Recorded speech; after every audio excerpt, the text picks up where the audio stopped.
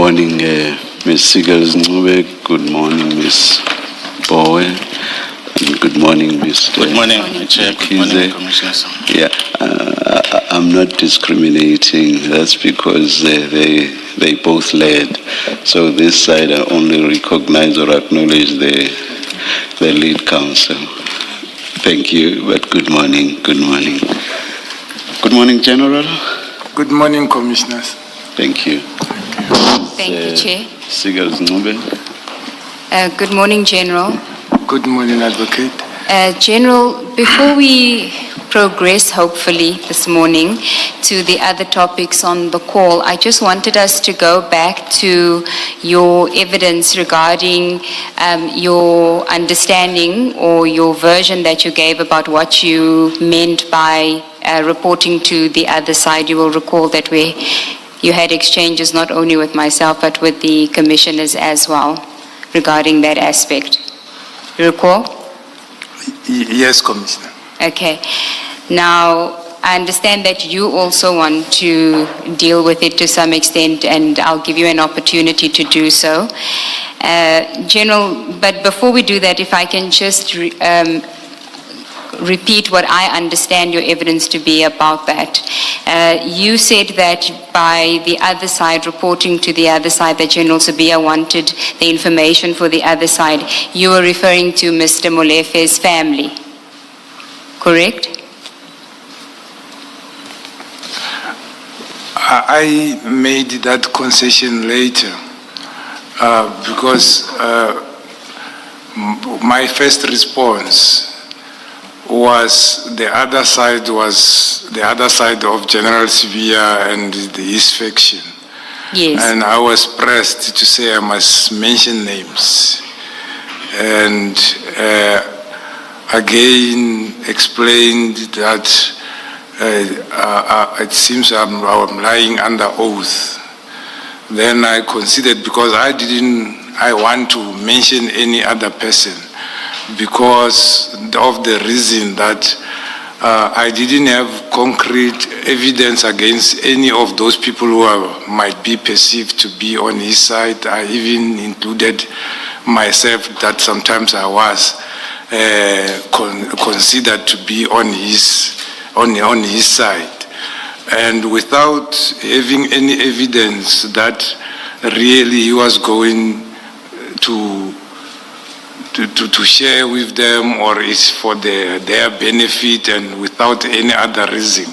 So I decided to say I don't want to mention any person, because I'll be just making a vague, or it's just my perception. Hence now the other option was, anyhow I was sent by him to inquire about the detention status of Mr. Molefe. So I decided to say the family, because they are the ones who phoned him, according to him, that not phoned, I'm not sure of that. What he was told, it was that they wanted to know where. They were complaining about not knowing where is he detained. So that was the reason, what I wanted to clarify.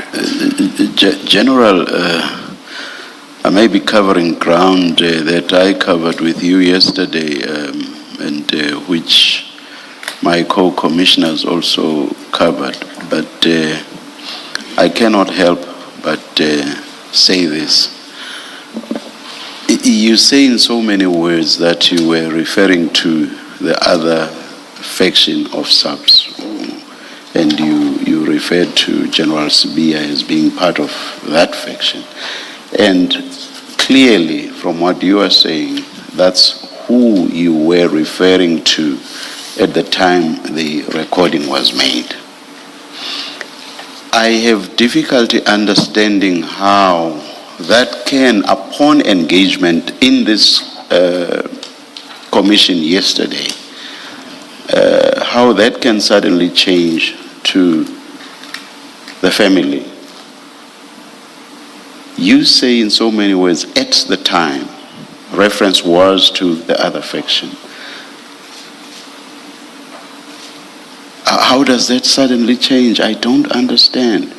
Because the reason you give, or the reasons you give for the change, are a sense of discomfort that you now have, and also the difficulty of identifying those within that faction. But that cannot then change who you were referring to. It cannot.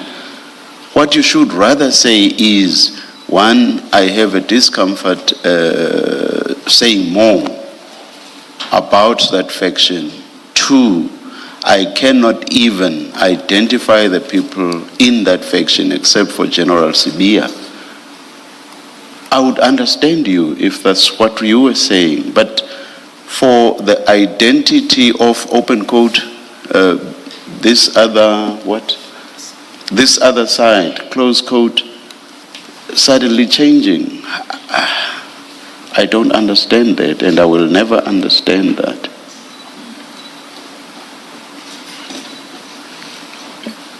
Commissioner, I agree with Commissioner that indeed I was referring to General Sibia, and when I said this other faction, and we're having difficulty to identify or to say specifically who is in his faction from the police and side. then that cannot change upon being engaged by the commission.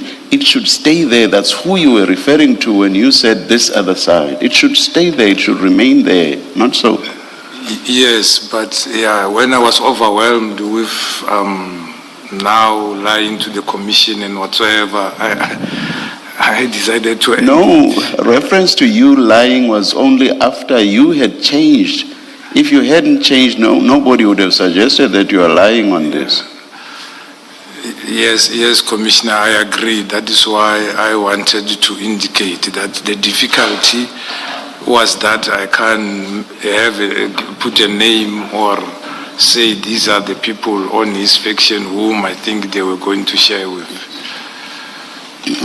All right. Then towards the end of the debate, I think it was with Commissioner Baloyi, Yes. you even referred to, so the reference was, that is the changed reference, was no longer only to the family, but you also referred to perpetrators, and I think you even referred to friends. Who are the perpetrators that you were talking about? No, I think I referred to friends. You did I said refer, family and friends. You did refer to perpetrators. I know for a fact, General. You did. Oh no! I thought I said family and friends because you said perpetrators as well in so many words. Who are you referring to? I know for a fact you did. No. Who are you referring to? I can't refer to the perpetrators because the perpetrators are those who were arrested. I think it is four, it's four persons who have been charged, and I don't have information that they are related or have ties with General Sibia.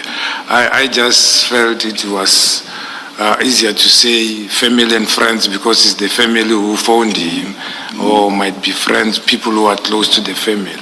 Hence, I wanted today to say, actually, for me, I didn't have two versions. I had one version when I said side, which I was meaning to the General Sibia and the faction which is perceived to be there, even though I couldn't put names. But when I was pressed, I said because the persons who complained was the family, I said family and friends. I'll be surprised if I'm mistaken about your reference to perpetrators, but perhaps we'll revisit that aspect after the tea adjournment. Chair, just while you are on that, we will display the transcript of yesterday, and you will see there it does say it is the perpetrators, family and friends. That was from yesterday, General. There it is, General. Do you see it? Look behind you. It is the perpetrators, family and friends. So there it is, you did refer to it. Who were you talking about when you referred to perpetrators? Yeah, maybe it just come up, but I wanted to say family and friends. What do you mean come up? You said it, what do you mean? I agree that as it is indicated, I indicated perpetrators, but as I have explained, I don't have knowledge of the general having knowledge, knowing the perpetrators. No, it's not about the general. I'm sure you are referring to General Shibiri. It's not about, I'm very sorry, General Sibia. It's not about him. It's about what you said. It is you that referred to perpetrators. What were you talking about? Yeah. Or who were you talking about? Yeah, as I'm trying to explain, Commissioner, to say, when I was pressed with to say who is the faction, I end up indicating that family and friends. I wasn't aware I added even the perpetrator because I don't know him to be having the ties. So that is my mistake. I'll leave it at that, General. And thank you very much for the transcript. Thank you, Chair. Yes. General, it wasn't just when you were pressed for a name after you said the factions. It wasn't just then when you were pressed for names that you changed your version. It was also because it was put to you that it's implausible that the other side could be the police or the other faction of the police, because why would you be saying General Zabia wants the information for not for NASCOM but for the other side? If the other side is General Zabia's side, you would have then said for his side. That is why you then, it wasn't just because you were asked for names that you changed your version. Do you accept that? That it was both when you were asked for the names and then it was put to you at several times that it was implausible that that in context could have meant the other faction within the police force? Yes, that is why I'm saying it was when I was pressed. I remember it was Commissioner Baloyi to say, I cannot say there is other side, and then I say is the other faction, and I can't mention because my response, I remember I said I choose not to mention the names, and then it came from there when the pressure started mounting from there, and that is where I became confused to come up with anything to get out of that, because I didn't want to mention a name of a police whom I will be just speculating through my perception without those people knowing anything to do with anything. Okay, so let's then understand what your version is of the other side. So it's not the family. It's not Mr. Molefe's family. No. It is not the National Commissioner's side. We know that. So is it General Sabia's side? Yes. Okay.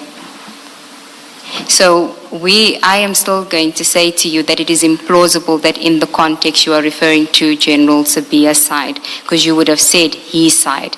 And it can't be a third faction, because if there was, you would have disclosed that there's a third faction that you are referencing. But let us just proceed on. You say that this call was a follow-up from a call that you had made to Witness A on the 7th of December. That's correct. Okay. I understood you to say that you were on leave from the 6th of December. No, from the 27th of November. Okay. So your point was that you were on leave even on the day of the operations, which was of the takedown operations, which was the 6th of December. That is correct. Okay. Now, if I can just take you to Witness A's statement, because Witness A doesn't recall a call with you on the 7th of December. And if I understood you to say that the 16th December call that you made to Witness A was to follow up on General Sabia's request from you about feedback on the detention status of Mr. Molefe, because the family they had no information about where he was detained, correct? That's correct. Okay, please go to file 3, file 3, item 83, page 263.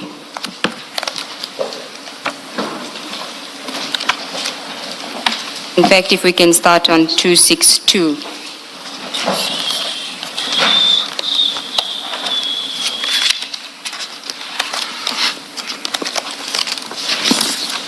Do you have it? I'm at 262. Okay. Just before that, at paragraph 88, I just want... Okay, I just want to point out at 88, it says, this is witness A, I left Pretoria Central Police Station to assist the team who were on an active manhunt to find Lucky Molefe. The manhunt continued that entire weekend from Friday evening, 6 December 2024, until the morning of Monday, 9 December 2024, when we had to attend court for Molefe's first appearance. So Mr. Molefe was appearing in court on the 9th of December. You see that? Then at paragraph 89, he says, on 7 December 2024, the day after Molefe's arrest, I received a call from Colonel Mokoena, who asked why I had not reported the arrest of Molefe. Colonel Mokoena initially said that he was making the inquiry because this should be reported as a team success. I was surprised by this because Colonel Mokoena was aware that Brigadier Hopani had instructed us shortly after Tau, Kekana, and Mabusela's first appearance on 19 April 2024, not to report to anyone other than her regarding the murder case. In fact, since April 2024, we had not reported to Colonel Mokoena regarding the murder case. Since then, there have been many significant developments, including Tau's bail release in August 2024 and his rearrest in September 2024 for violating his bail conditions. Colonel Mokoena had not once complained that we had not reported any of these developments to him at the time. Then on the next page, when I reminded Colonel Mokoena that we have not been reporting to him on this matter for the last 7 months, he then changed his stance and said he was only inquiring because he had received a call from General Sabia, who wanted to know why Molefe was not being detained at the police station closest to his residence and why Molefe's family had not been informed of where he was being detained. I told Colonel Mokoena that when we took Molefe from his residence, I informed his family members who were present that we would be taking him to Pretoria Central Police Station, and I also informed his attorney. Colonel Mokoena left it at that. Now, Witness A, and I inquired again with Witness A, he is adamant that he does not recall you calling him on the 7th of December. He only has a record of the call of the 16th of December. And it would seem to me that the 7th, if you did call him on the 7th of December, then your inquiry about where Mr. Molefe is being detained would make sense. But if you're calling on the 16th of December, it's 10 days after his arrest. It's more than a week after, or just a week after his first appearance. The family know where he's been. He's already appeared in court. So it just seems to me, again, that it is implausible that that call on the 16th of December was this inquiry or a follow-up on this inquiry, because by then it should be a done deal. Everybody knows what the position is regarding Mr. Molefe. Do you want to comment? Yes. As I've indicated also in my statement, maybe he doesn't recall. I was also looking on my itemized billing for the state phone, because that is the only one I'm having where it shows the calls out, not calls received. And then my dilemma is, commissioners, sometimes when people are given my number, they are giving them my private number, which is the one which now a lot of people are sending me messages after I talked about it. So that is the one which, when I went to Vodacom to look for the itemized billing in November 2025, I couldn't be assisted. So I'm not sure with what, but if we request section 205, it will indicate. Indeed, I phoned first Brigadier Nama on the 7th, who is the component head of serious and violent, because I didn't know which unit from the province have made such arrest when I was asked to establish on the 7th where is. Then I end up calling Colonel Mkwena. He's there in my statement. And then he said he will follow up. And Colonel Mkwena didn't even give me this feedback, which it is on the statement of witness A. He gave me the telephone number, which I dialed. And he said he will come back to me sooner. They are busy. They are busy somewhere in the police. I think they were in the police station. And after some few minutes, he phoned. And I said, no, I wanted to inquire about the detention of Mr. Molefe, whom you arrested yesterday.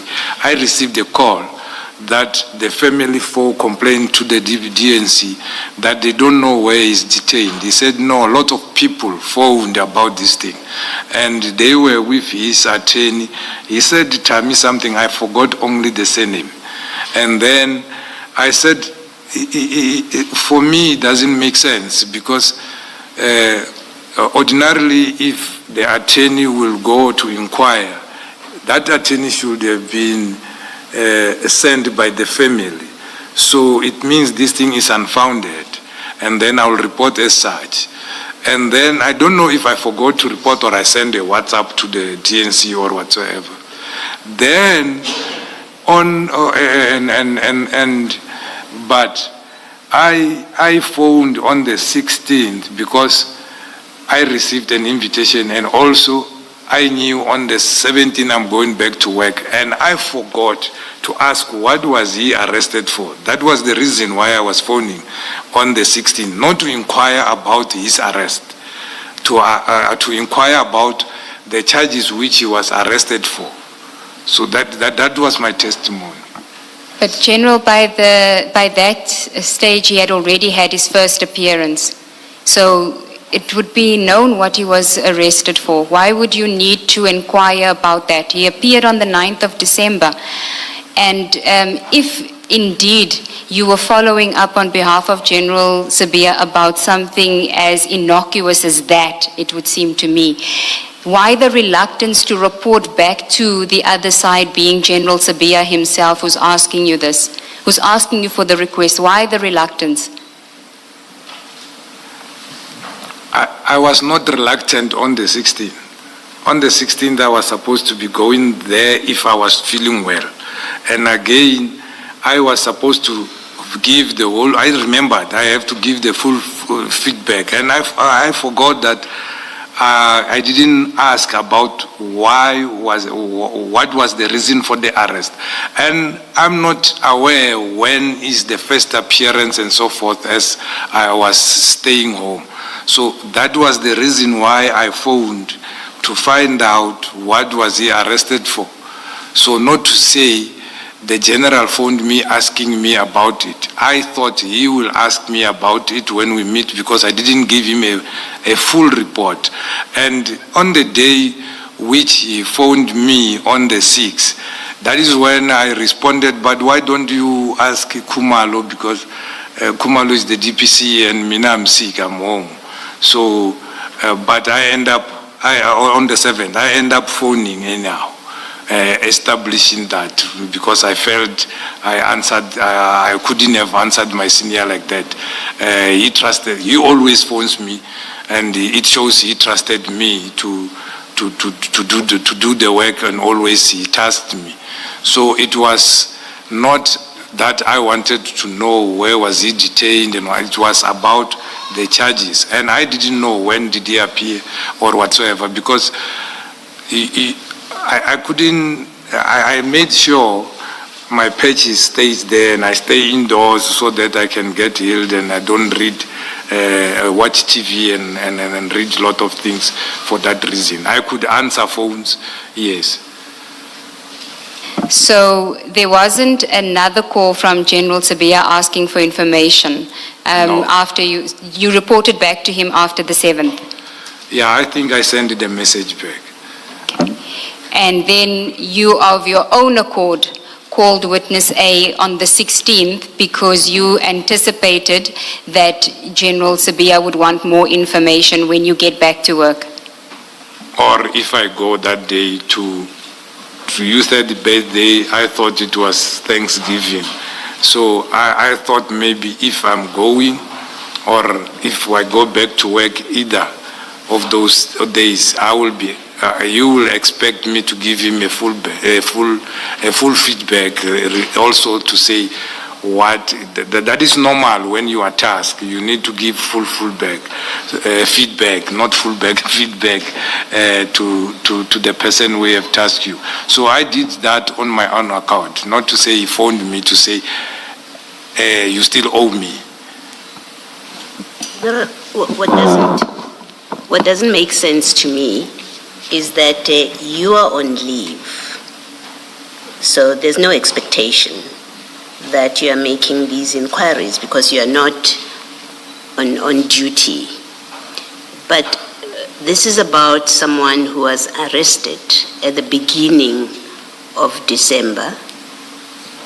It doesn't make sense to me why you would think that General Sibiya has not obtained this information from other people in your absence. You are not the only, in fact, this was not your matter.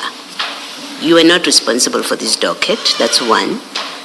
So somebody else is responsible for the docket. General Sibiya knows that because he's talking to you. He's called you, he knows you're on leave, and he knows that it's not your docket.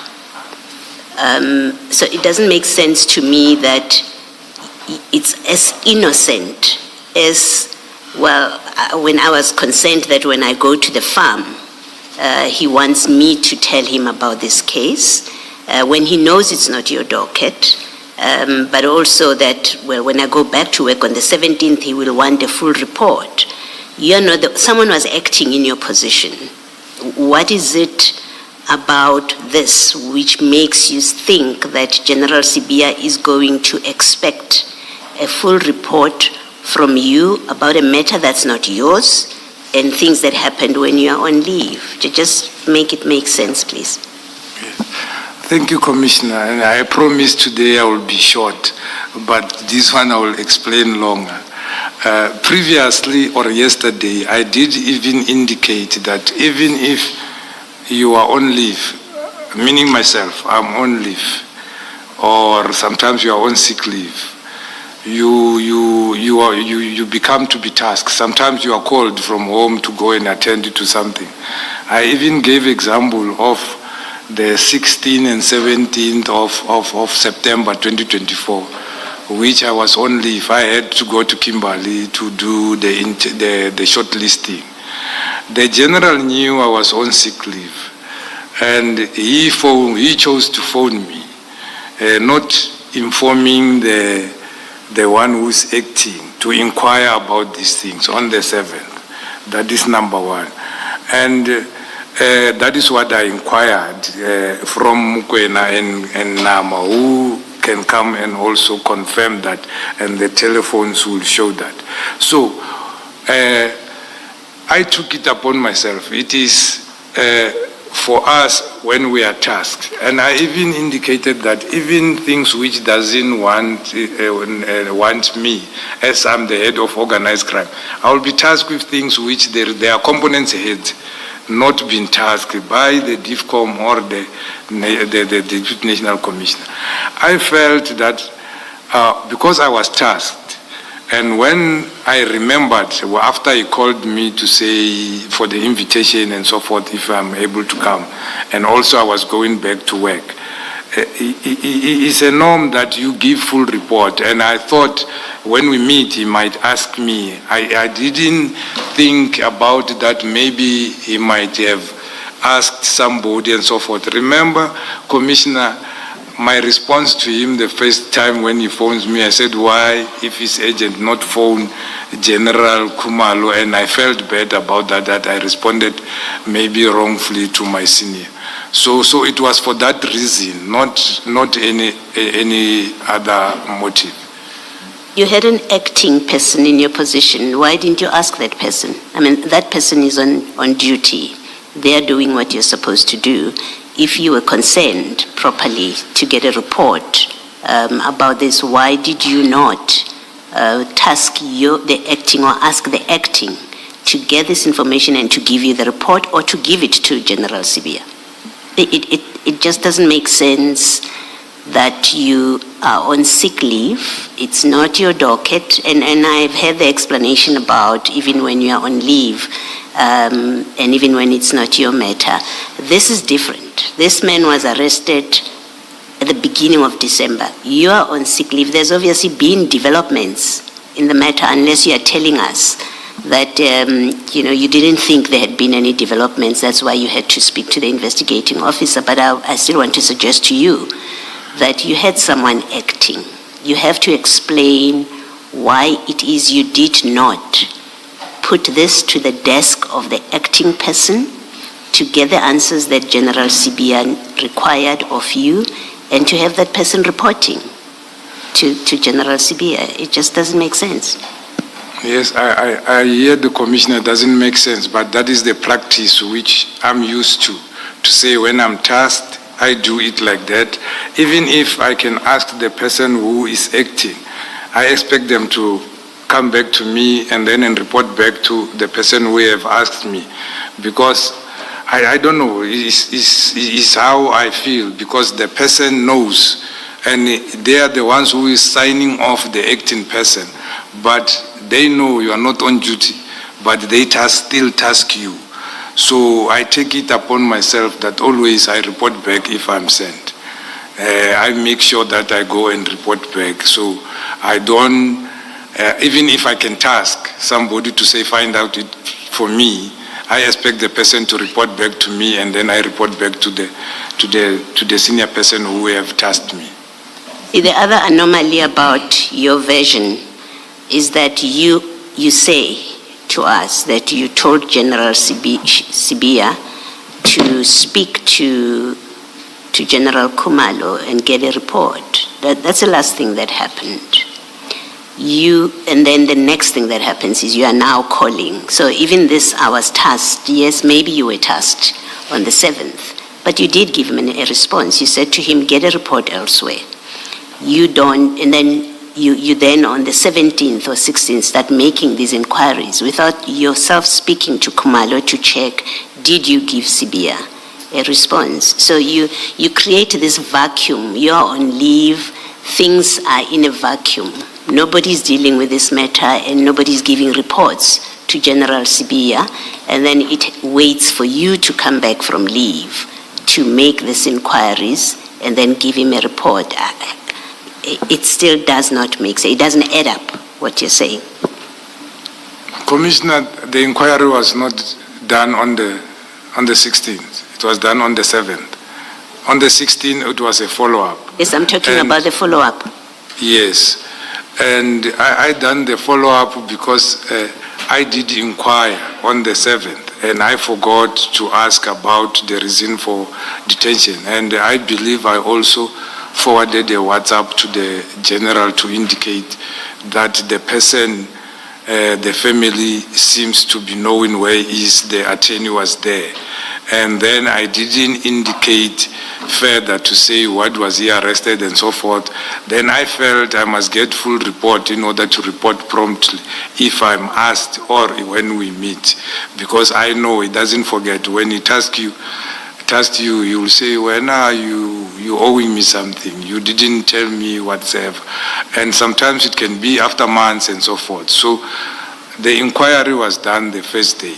The first day which I responded to say, ask Khumalo, and corrected myself to say, I could not have responded like that. Thank you, General. Can I, sorry to do this? You see, General, what you are saying now does not make sense, because now you are saying, upon making the first inquiry, you were satisfied that the attorney was there and the family was there. That's the 7th, right? Yes, that's correct. You are satisfied that the family knows because the attorney knows.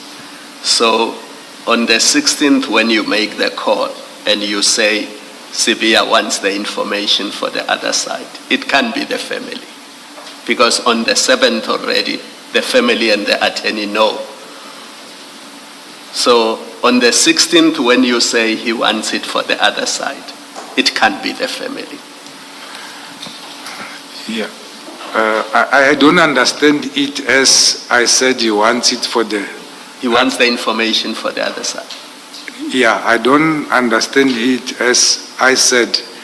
That was the conversation which I came with that preposition to say, I know maybe he doesn't want this information for the National Commissioner, even when he asked for the first time, maybe he wanted it for the other side. So it's not to say that day he phoned me and said he wanted information for the other side. So we were talking something which already happened, and it was a preposition. Remember, we had a long discussion about ourselves and also further sharing information which I had, and then we were talking as colleagues, not to say, but the reason for the phone was to establish the reason for the arrest. But we talked a lot of things and also shared more information, which I thought it can assist in the investigation. Yeah, so that was just a preposition from me that even though I think I will be asked, I don't think maybe the information is needed to give to the National Commissioner is for the other side. So it's not to say he phoned and said you want information that day. But why were you so conflicted? I mean, if General Sibia wants the information for himself and other generals set subs, or he wants it for the family, why did that bother you so much? Because you seemed bothered by this thing. Even the tone in your call, you seemed bothered, you seemed conflicted and worried. Why would you be bothered that the family wants to know why he's arrested? Or General Sibia and generals within his faction want to know why he's arrested? They are generals at SAPS. Why were you so bothered by that? No, in our discussion, what was bothering me, which we discussed, is this thing that we do in our work and people threatens us when we do our work. I think if we can go in the whole, you will see that was the only thing which we were discussing, to say, hey, people, they do things, but they know they will be arrested, but they don't want to be arrested. But this one, it was only in that sentence where we were talking to say, after I said the reason why I phoned, it was I wanted to know why the charges against the person, so that when we meet, I can be able to give a full report. But yeah, for me to have that perspective to say, I know it's not the National Commissioner maybe needing this. He might be knowing for his own information and his own faction. So it's me who said that. It's me who said that, but I was not bothered by that. The family asked. So that one came when he was saying, even that day, Colonel Mukwena, that was the first time he mentioned Colonel Mukwena, because on the 7th he mentioned a lot of senior officers were inquiring about this thing. And then he said Colonel Mukwena and Brigadier Hopan were promptly explained that the family was explained where the person was, and the lawyer was explained where the person was, and there was nothing wrong. That is when my response was, say, hey, these people are full of drama. And then I have learned, or I have information that this person was partners with the late Mswazi and other people. They were business partners and so forth. That is when I shared that information with him further. So not to say I was bothered by the general or whatsoever. I wanted full information so that when I explain, or if I'm asked, I explain in full. I'm a person who wants to explain in full or have full report if I'm tasked about something. General, did you know that when you, on the 16th of December, did you know that Mr. Molefe had his first appearance already in court when you called witness A? No, it didn't come to my mind, but supposedly it's supposed to have appeared, because if you are arrested by the 6th, in terms of our law, within 48 hours, you need to be released or appear. And I think the 16th was on a holiday. Yes. Yes. So, but nowhere in this call does he tell you that Mr. Molefe had his first appearance already? And neither do you inquire what happened at the first appearance of Mr. Molefe? No, that was not what was in my mind. I was tasked to find out where he is. I forgot to ask what was he arrested for. No, but General, now we're on the 16th. You're calling to find out what he was arrested for. And in your statement, you say reason for the arrest. By reason for the arrest, do you just mean what the charge is? Yes. So if it was just about the charge, would you not have said this guy would have appeared on the 9th? You, a police officer, you know, by the time you speak to him on the 16th, there would have been a first appearance already, correct? Correct. So isn't that the first question you ask him? If your reason is to find out about the charge, for why he's being charged, as you say, isn't that one of the first questions that you say? When did he appear and what was it about? If it's a follow-up. Yeah, the reason wants logic, but I phoned for what I was thinking about that time, being to find out what I forgot to ask, what is he arrested for? Yes, but if it is what was he arrested for, by then you know that he has already had a first appearance, so you would have said to him, so this guy appeared already, what was the charge? You don't ask that. That was non-issue. Okay, so when you say reasons, it's just the charge.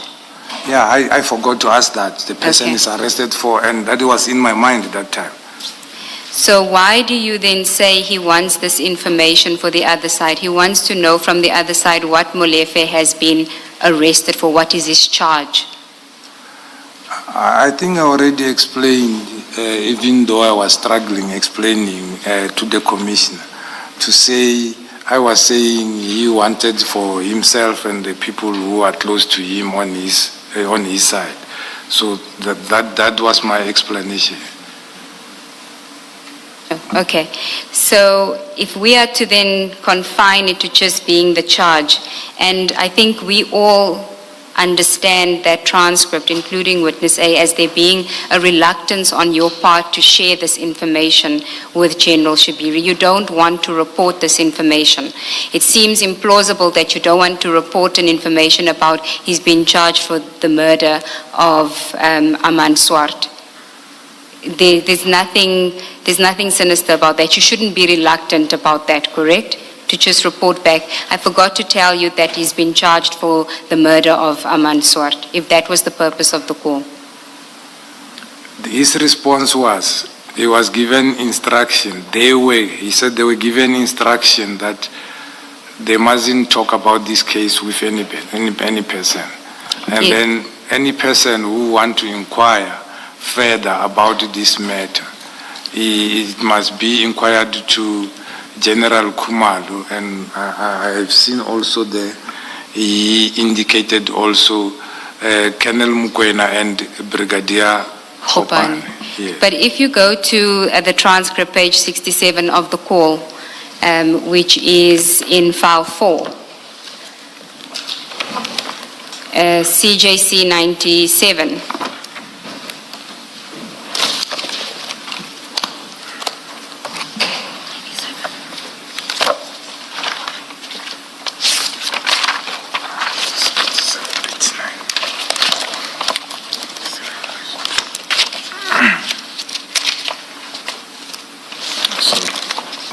Do you have it?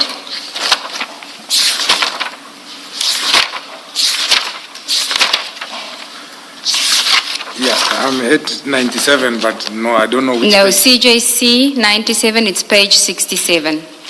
I'm there. Page 67. Yes. And then you see after the line 10, just before line 20, the line just before line 20, it says investigating officer, yes. Then you say, he's looking for it for this other side. And then you say, so what can we say? It is how we live, but as long as we are safe, you see. This suggests that you feel like you don't have a choice. This is how we live. These are the things that we must do now. You don't want to do it, but this is how we live. But at least we're safe. That is how one interprets it. You are reluctant, but you feel that you have no choice because you are in a situation where this is just how my life is now. Yes. You see, you are off sick, you are phoned for such a thing which anybody can provide. As I indicated, even the Commissioner Baloy indicated, somebody's active, there is a provincial head and provincial and DPC. But you are phoned for specifically yourself, you wonder why. And then that is how you live. As long as you are safe, you are living, and then you are doing your work, is fine. And you see, General, if you go to page 68, it continues. We, reading this, not even being part of the conversation, can sense your reluctance. It is palpable from the pages that you are reluctant to report to General Sibiya. If we take it that this is a genuine call to witness A, and that you are being forced to make this call to witness A to get information that you don't want to get. And that's the premise that I'm approaching you on. There is, of course, another basis, that this is a deliberate call made and it's orchestrated to get information out of witness A. But for present purposes, I want to suggest to you that if we look at this, it sounds that you are reluctant to give this information, you feel forced to give it. And that's the lens that I'm going to question you on this now. If you look at the next page, you speak about Joe, and then you say, but I asked myself that, okay. So I said no. Which line? This is the first line 1, Chair, and then I'm reading from line 3, But I asked myself that, okay, so I said, no, General, give me time. I will give feedback later, or else if you are in a hurry, you can phone Kumalo to send you the report. Myself, no. Again, it seems like if you don't like the terms on which you are being asked to give this information. So it cannot just be about the charge. And I think when you prepared your statement by saying reason, you could have simply said charge, but you were being asked to get more than just the charge. You were asked to get information, General, that despite everything that we have dealt with over the past couple of days with you, there was a line you were not willing to cross. This is what it suggests here. Even you were not willing to cross this line that General Sibiya wanted you to cross, and you were reluctant to do it. And I cannot understand why you are now so hell-bent on not saying that. Saying that I didn't want to give any information that would compromise the investigation or the safety of the officers.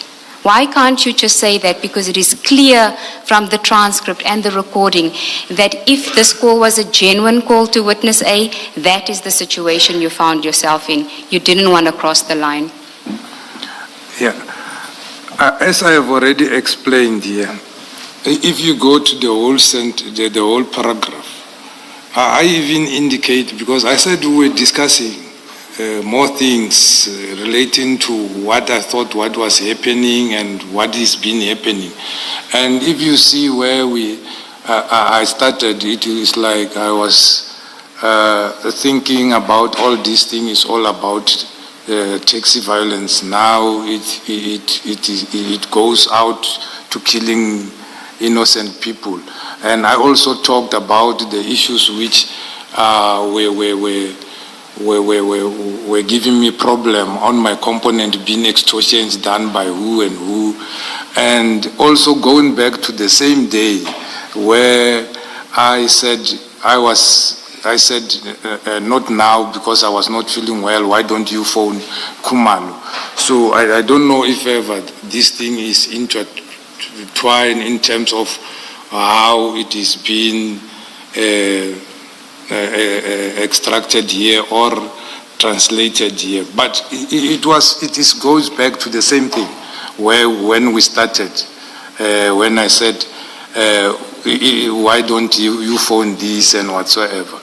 But going further here, we're discussing a lot of things, and I thought because these people were involved in this, The only violence happening is amongst taxis.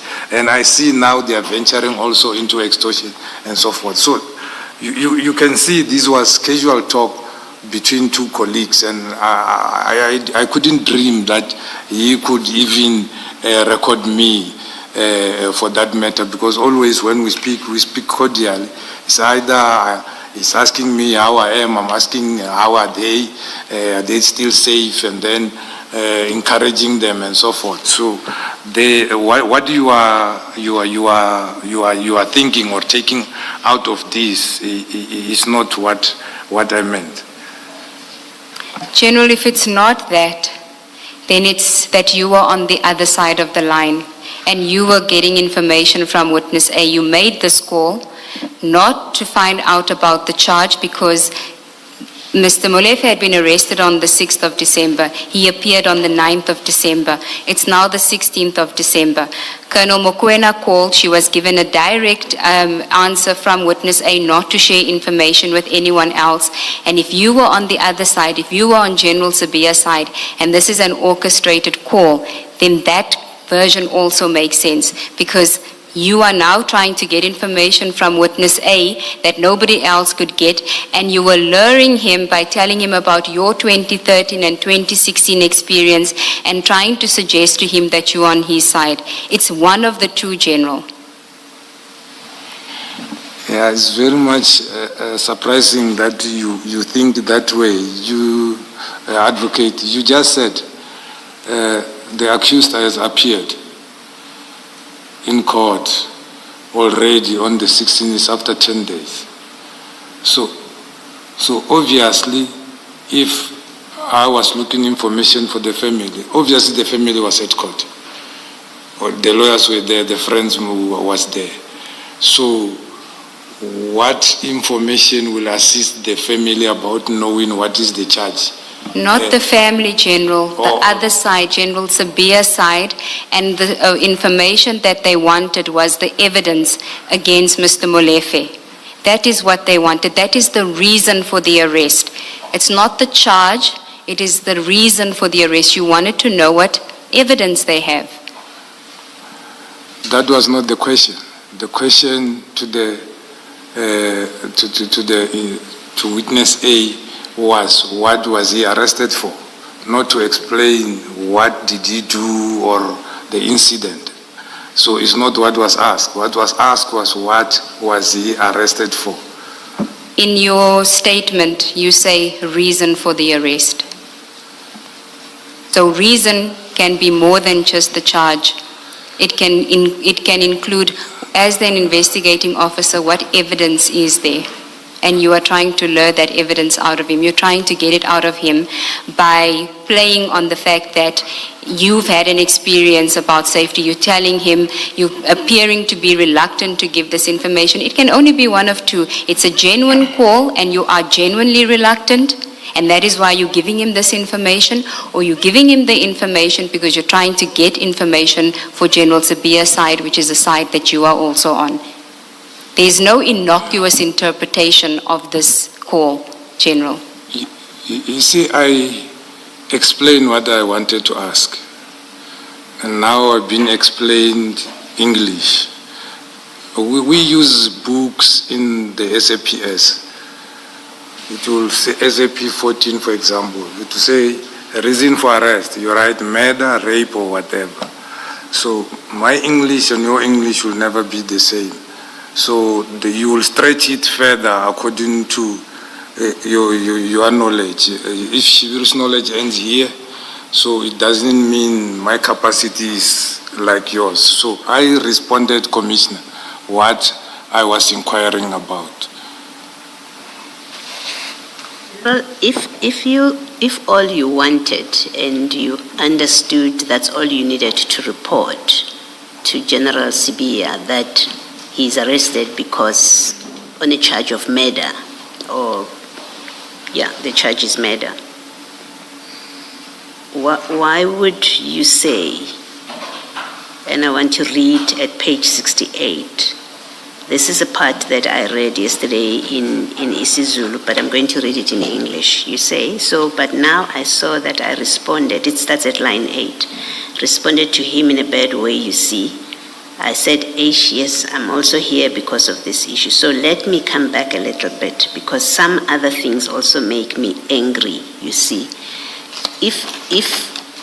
If all that there was that you needed to report to General Sibiya, and that's all you were asking witness A to tell you what is the charge, what you call the reason for arrest, what would make you angry if that's all that General Sibiya wanted to know and that's all that you needed to report to him?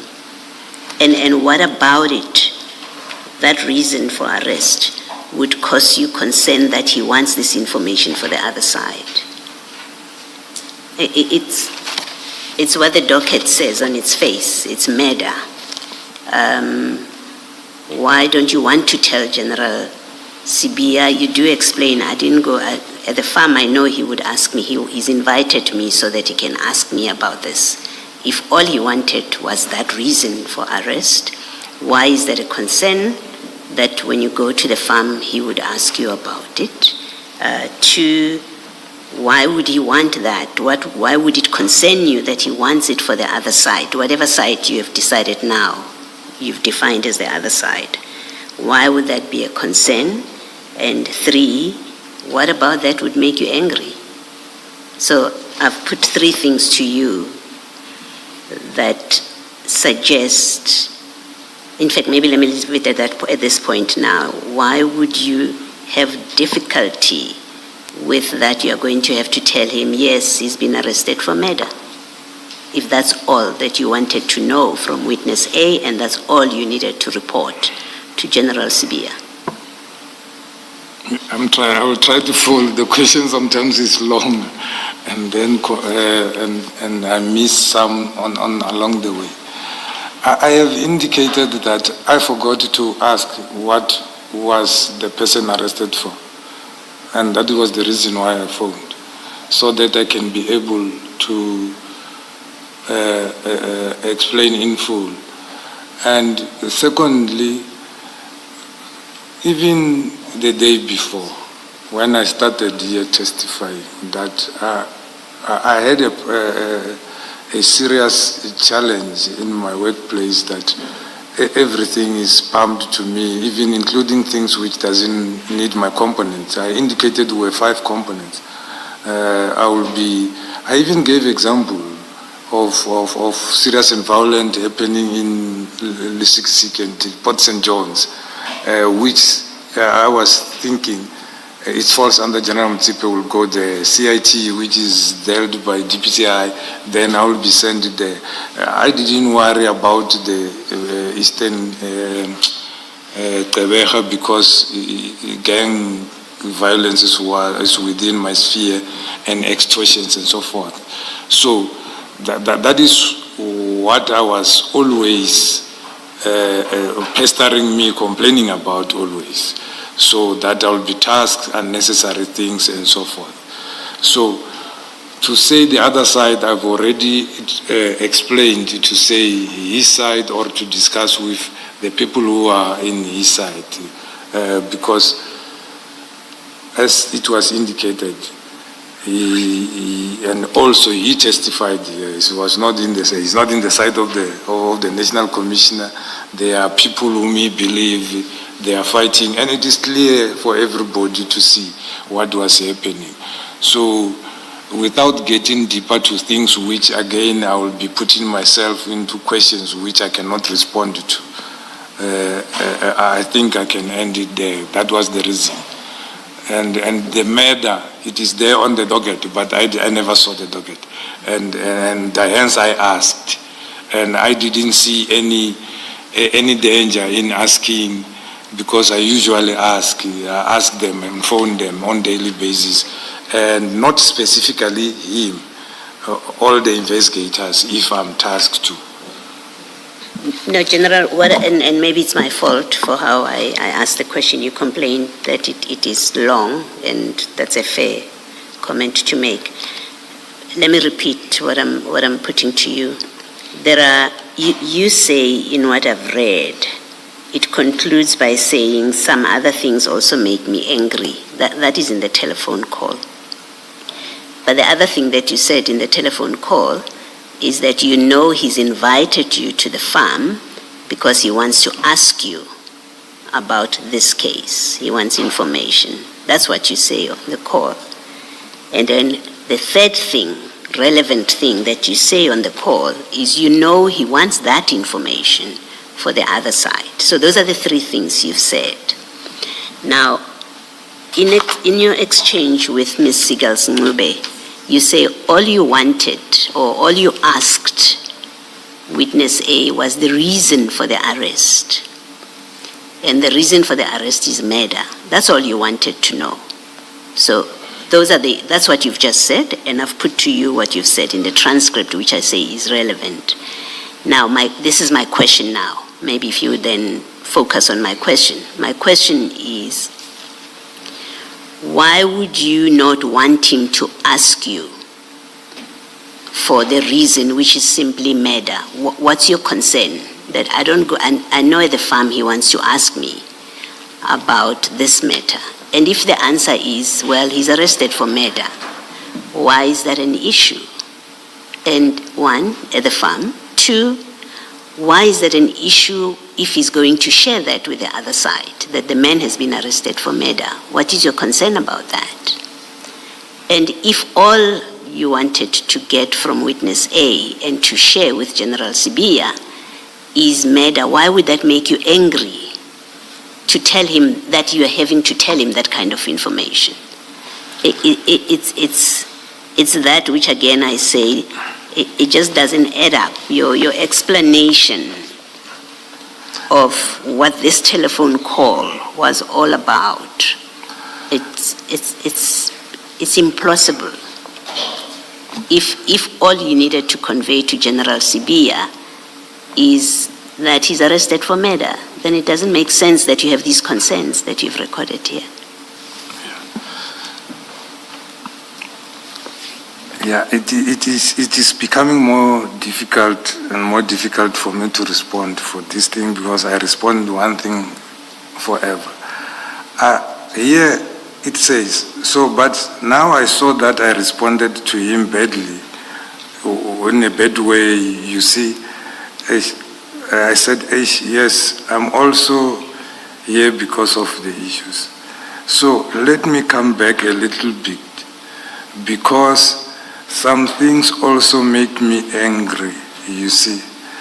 I was referring on the top one, it is where I'm saying, if you were in a hurry, why don't you ask General, if it is imminent, why don't you ask General Khumalo? So it's a follow-up from that one.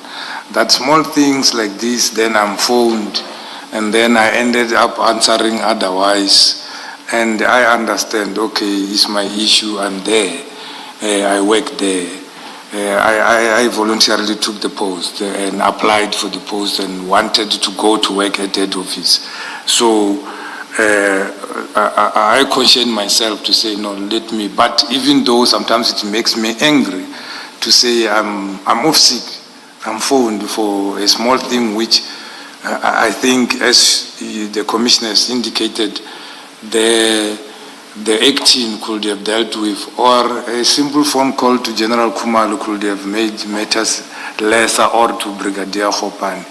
But I have two on my bed with close eye, go and check the phone people, ask those things. Those are the things which is annoying. And to say for the other side, meaning for their own benefit, not even for his own benefit, or to discuss on his own side with his own people, meaning at the police. So that is what I tried to explain, I think, for the past 30 minutes. Thank you. General, I'm going to cut to the chase because I want, for my part at least, I know Advocate Ncube still wants to ask you questions about this. This is what you do on page 67 and 68, unprompted by witness A.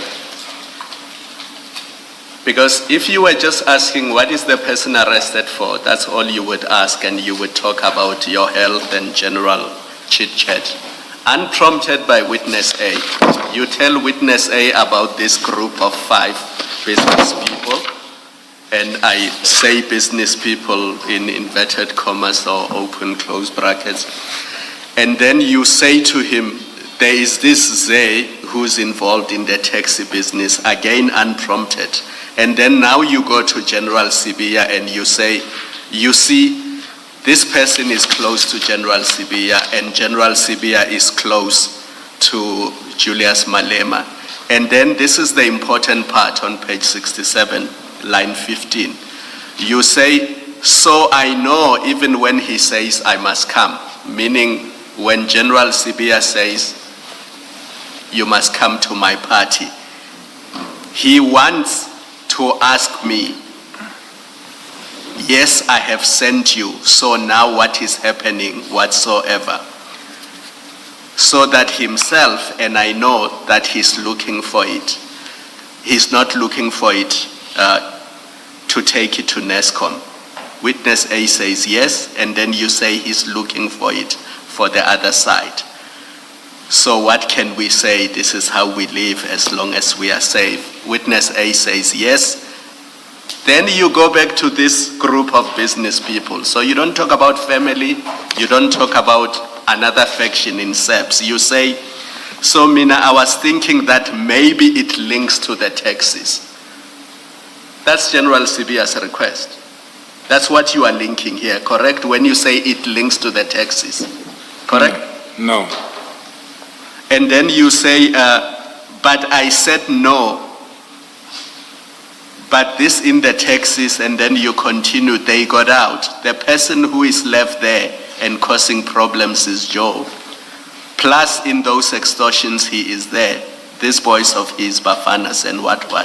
But I asked myself, that okay? So I said, no, General, give me time. So you see how you linking General Sibiya with all these things, unrelated to the request. You say link to the taxis, but I said no, General. But I asked myself, okay, I said no, General, give me time. I will give you feedback later. Or else if you are in a hurry, you can phone Kumalo to send you this report. Myself, no. So that was your discomfort, because although you're talking about a request General Sibiya made to you, you unprompted mentioned this group of 5 business people to witness A. You mentioned Zay. You mentioned Mr. Julius Malema. You then go to the issue of taxes and extortions, and you link all of that with General Sibiya, and you say, you know, if he's in a hurry, you don't want to be part of it, he must phone Kumalo to send him the report. And apparently this is where you left it. That's why you felt bad and you needed to make follow-ups. To me, reading this, it suggests that your discomfort was exactly that. The link with all these people and your concern, which you were expressing to witness A, that General Sibiya requires this information for these people that you mentioned in page 66, 67, and 68. That's how I read this transcript and the audio clip that we listened to. Because nowhere in 66, 67, 68 do you say, hey, you know, I'm concerned about the factions in the SEPS. He's looking for this information for this faction. I don't like this factionalism. It makes me uncomfortable. The only people you are referring to in those 3 pages are this group of business people. And I use that term business people loosely. And that bothers you because you even say it's linked to extortion, it's linked to the taxes, it's linked to these people. I asked myself, so I said, General, give me time, I will give you feedback, or else if you are in a hurry, get it from Kumalo. That's how it looks to me. If I'm wrong, you'll say you are wrong. It has nothing to do with that. But it won't make sense why, when you are discussing invitation to a party, you would then mention all these people. Because they have nothing to do with the invitation to the party or the request that you get this information. Do you follow me? Although it's too very long. Yes, I know it's long because I had to paint that full follow, picture. I follow. I can break it down if you need to, but if you followed, Sure. you can just give your comment. Yeah, I thought it was a conclusion of the commissioner concluding the whole thing. I'm saying, looking at the 3 pages together, Yeah. that's what it looks like to me. It looks like you were linking General Sibia's request with his association with all these people. Yeah. Is that not what it looks like reading the transcript? I already said no. Mm. I already said no, and I plead that my explanation also be listened. It might not make sense to oneself, but this is what I'm explaining. It was a discussion between 2 colleagues, and it was not a meeting which was structured. And I said a lot of things. Number one, I indicated, I shared the information to the member because I knew he was, I said this yesterday, he was at the safe house, and now they have a team that they are more mobilized to deal with this thing. I indicated to say, I got information now that this person you arrested was belonging to these people, and they were business partners. They were how many? And I thought it was only along the taxi, and I hear there is also mining business involved. Then I said, I further talked about what is currently happening, saying I thought after the passing of the old man, then now Joe took over. It's only that. Also I see his voice. That is why I was not feeling comfortable in talking to this one. Yeah, I indicated because I know, Lord, I might know that you can think this one belongs to this faction, and found only to find it belongs to all the factions, and they are together. So, yeah, that is why I indicated. It was indicated to me to say it's me, and you warned me to say what you do. Why you don't want to be out? You are making it out. I was talking exactly to that. But here the discussion was between 2 colleagues, which was casual. We talked about a lot of things, even though the call was about one thing. It's not all this linked to General Sibia. What is linked to General Sibia is one thing, that I needed to give him a feedback, and that he tasked me and I answered him in a wrong way, which I felt it was bad. And now he invited me, and I'm not going because of ill health. But when I go back to work, because soon I'm going, I will still need to give feedback. So, yeah. What makes sense to any person who is reading the whole thing, it is different from what was happening.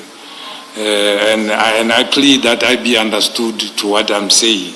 I'm not saying you mustn't deduct what you need to deduct and make up what you need to make up. But what I'm testifying or saying is what happened, and that was my intention solely. Thank you, General.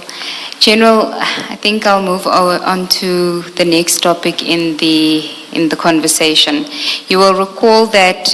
Maybe before you do that, yes. Mr. Gus, just to complete this so that we don't come back to it. General, still in that transcript, if you look at page 4 of 12, at page 66, I don't think this clarification was requested of you yesterday. So you have right at the bottom, that's you speaking there. This is after you say they're a group, they are 5, they're a group of, you see where I'm reading? And then right at the bottom, you've got the very last line, you've got you speaking, and then you say Swazi, and then there's a name there that was skipped yesterday. For the reasons that you have provided, and then you say, and others you see. And then and this is the part where I would like to get clarification.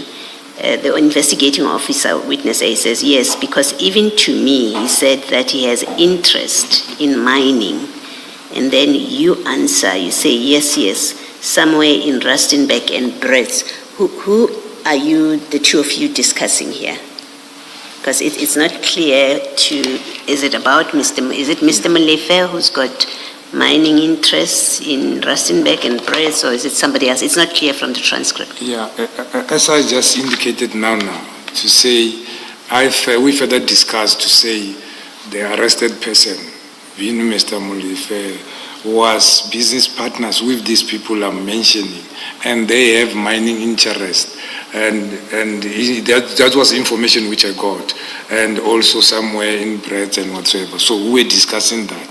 Hence I said we also shared the information further, other than that, of what recently I have collected, so that he might be on the know, because if they continue with the investigation, they will be having further names to look at and working on. Thank you, General. Thank you, Ms. Thank you, Commissioner. General, you will recall that one of the topics that witness A said you discussed with him was about a senior official that is at district level that's trying to interfere in a investigation at provincial level. Do you recall that? That's correct.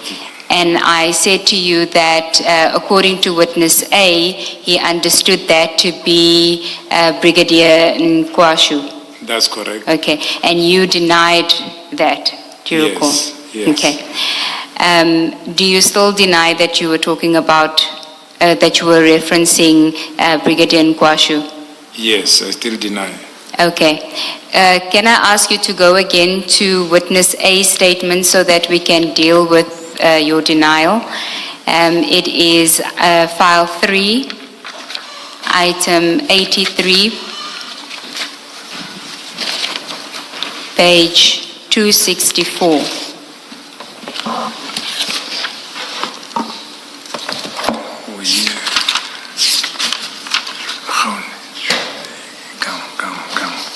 Transcript. But I want the transcript. I'm there. Okay, paragraph 96. Do you have it? Yes. General Shabiri also said that this is witness A's statement, that we must be very careful because the people we are dealing with are heartless and they will never allow us to relax. He mentioned that there was a senior officer that he refers to as homeboy that is not even an official in the province, but this person seems to have an interest in the Swart murder case. He did not mention the name, but he said that the person's actions annoyed him. I must put General Shabiri's comment about province in context. By province, General Shabiri was not referring to province geographically. He was referring to it in terms of levels. For example, you would have a district head and a provincial head. In other words, General Shabiri was saying that this person is not even at provincial level, and I understood this to mean that the person he was referring to is at district level. I think he was referring to Brigadier Nkwashu, who was at district level but was inquiring about a case being investigated at provincial level. You see that? Now, if you go to file 4, to the transcript of the call, and it is CJC 97, page 70.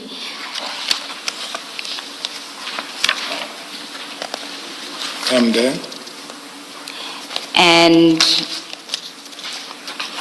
if you go to, and then for the Zulu transcript, it will be page 82 of that file. But page 70 of the English one, you say, after line 10, so line 12, Yes, you do not relax. You do not relax because last time, it is just that I do not like things, you see. So when I am here, do not follow up things. I heard police, they are not even working at province or whatsoever, then indicating that no, I am the one who is stopping the bails. I am doing this and that. I said my job is to oppose bail, but I do not carry dockets. So I do not know those people tell me that whatsoever. And those people, they are not even working at province. The matter is investigated at province. They are working at the district. What is happening? You see, but no, the person that you trust and you say, no, this one, we are from the homelands together, then they will turn on you for a small thing. You see that? Yes. Who were you referring to here? What were you referring to and who were you referring to?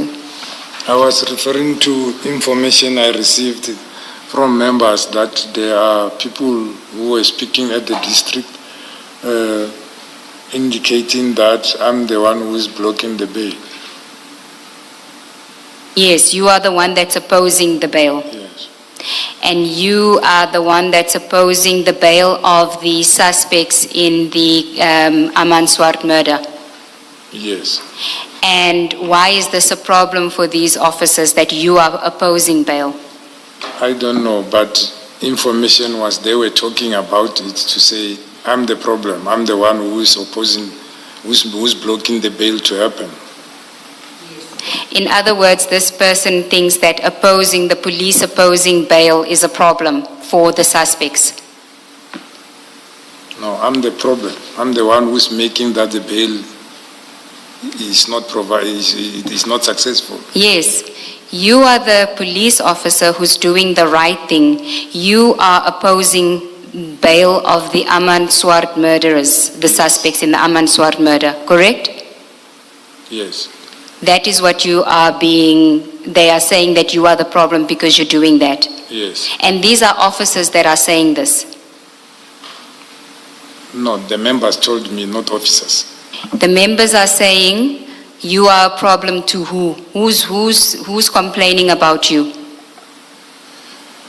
They were talking to say, they were told, they had people talking to say, I'm the one who's blocking the bail, I'm the problem. Yes. So who are they saying told them that you are the problem? You mean the members who told me? No. The members who told you, who did they say is you are their problem? Whose problem are you? You're not the members' problem because the members are telling you something. So whose problem are you for opposing bail? They said they were in Johannesburg district and then they had people talking.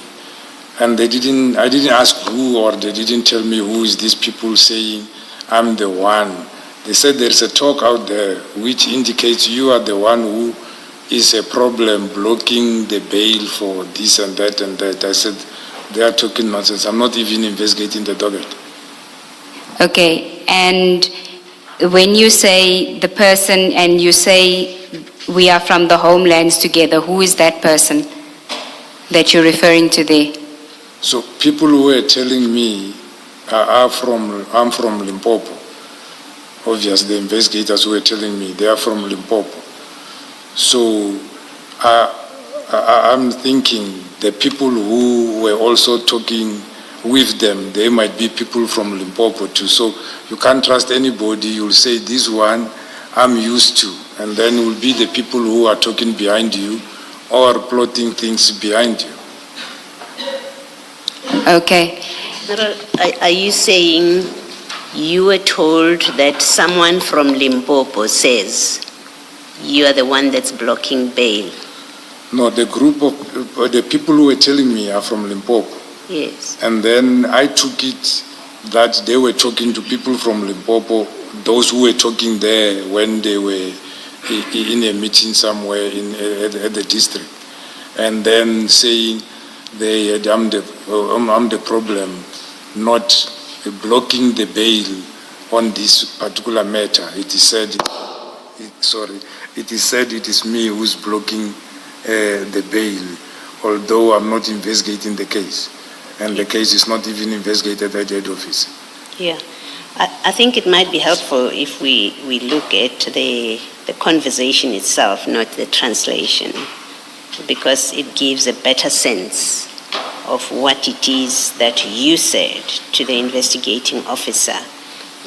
And I'm going to try again in isiZulu. At page 82, line 1, 2, 3, 4. If you get to line 4,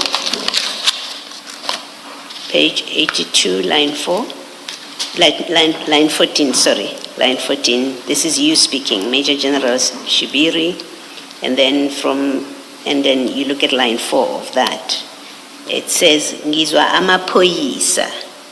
They are not even working at province or whatsoever. Then indicating ukuthi, no, yimi engivimba ama-bail, ngiyenzani.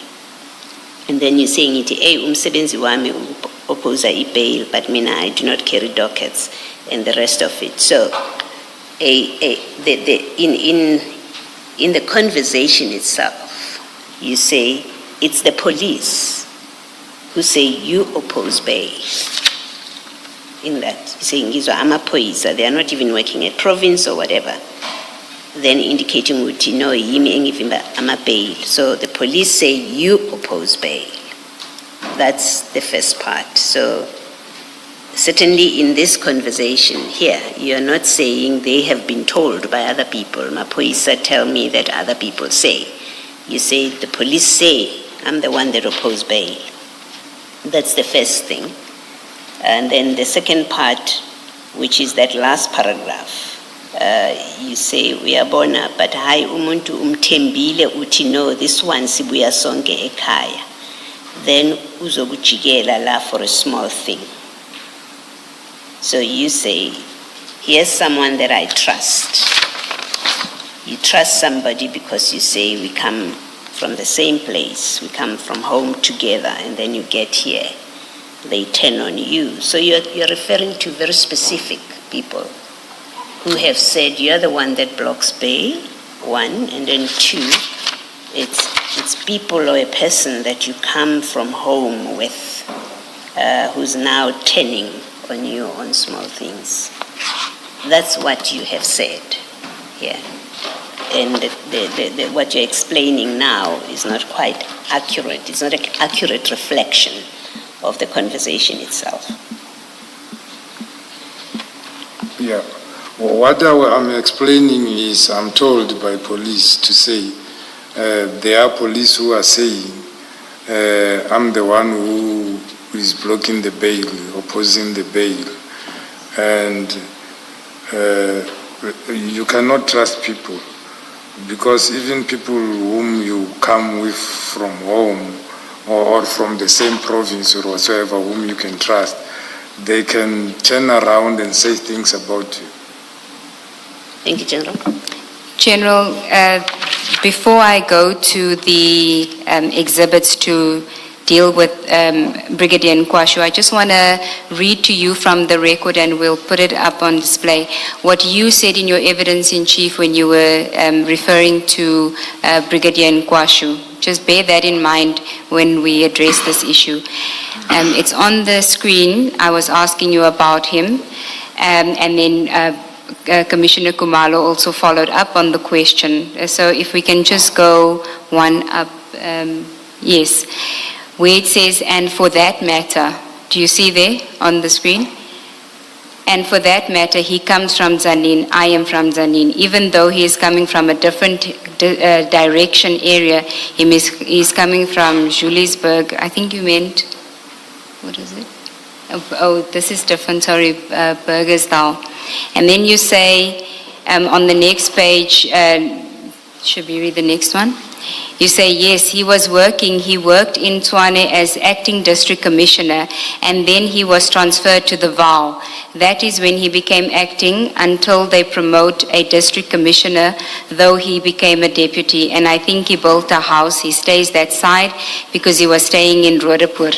So we were in the West Rand, all of us. So we meet occasionally weekends as friends to drink, not work related or whatsoever. So in terms of reporting, it was reporting to the district commissioner.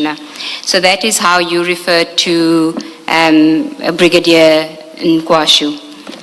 Now, if we can go to file 3, item 84.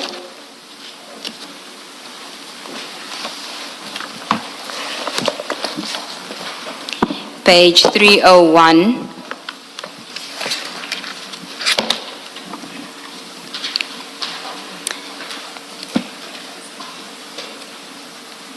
It's witness B's statement.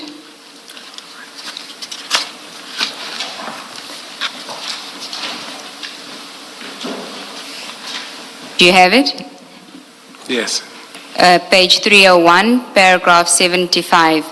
The bail for Mr. Tau on new facts was eventually set down to be heard on 1 August 2024. It is worth noting that there were several concerning events around this bail application. Our unit usually has a meeting on Tuesdays to receive update. On Tuesday, 30 July 2024, when attending such meeting, Sergeant Chukuru approached me to ask about the Vereniging murder investigation. In particular, he informed me that Brigadier Nkwashu, the Deputy District Commissioner Sidibeng, currently acting District Commissioner, had asked him to ask me not to oppose the bail application of Mr. Tau. I informed him that this is not a new bail application, but a further application on new facts, and we had already opposed the bail. The discussion was strange, and I found it inappropriate. You see that? Yes. And then at 75.4, shortly after the bail, Sergeant Chukuru requested that we meet. We met at Mall of the South. He told me that he was sent by Brigadier Nkwashu to thank me. I asked him what I was being thanked for. In response, he claimed not to know, but said he was asked to convey the message of appreciation. I told him that his previous request was that I not oppose the bail, and that I could not agree to that request. Further, that Mr. Tau was granted bail not because of anything I did, and he knows that, and so I don't know why he is approaching me like this. And then if we can go to item and paragraph 96, I think. You can just go there for completeness. 76. 96, paragraph 96 on 309.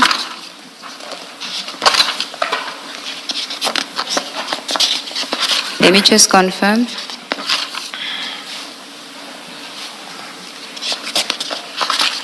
Sorry, it's item 85, my apologies. Page 346.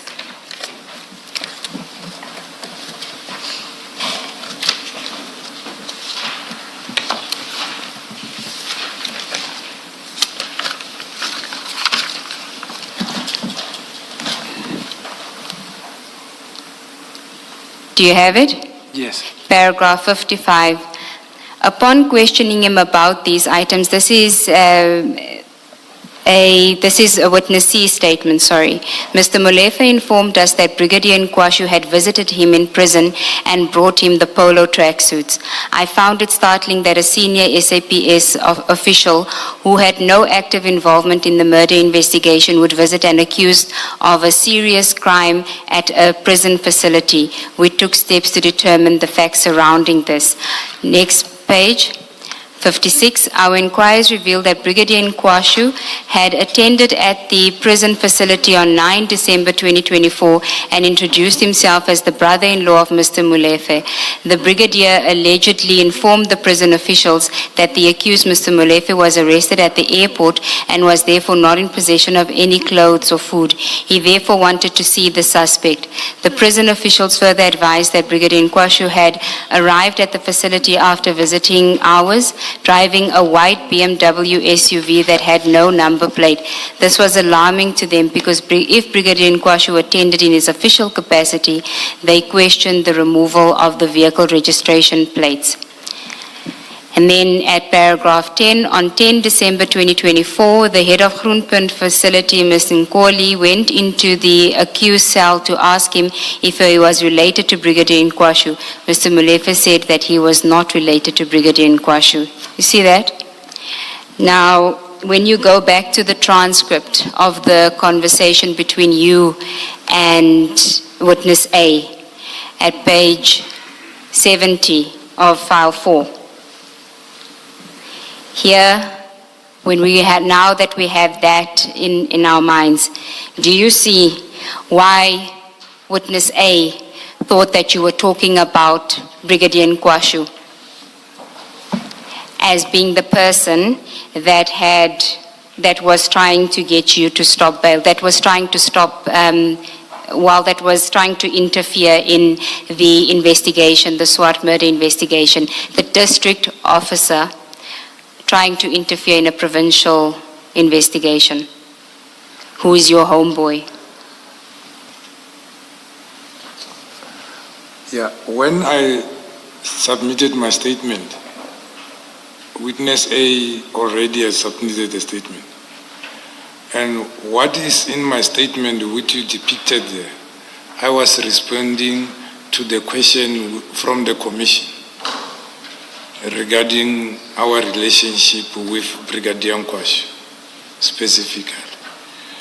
And what happened what mentioned in the statement, Brigadier Nkwashu sending Chukudu and to speak to the investigators regarding the bail, I think it happened before December.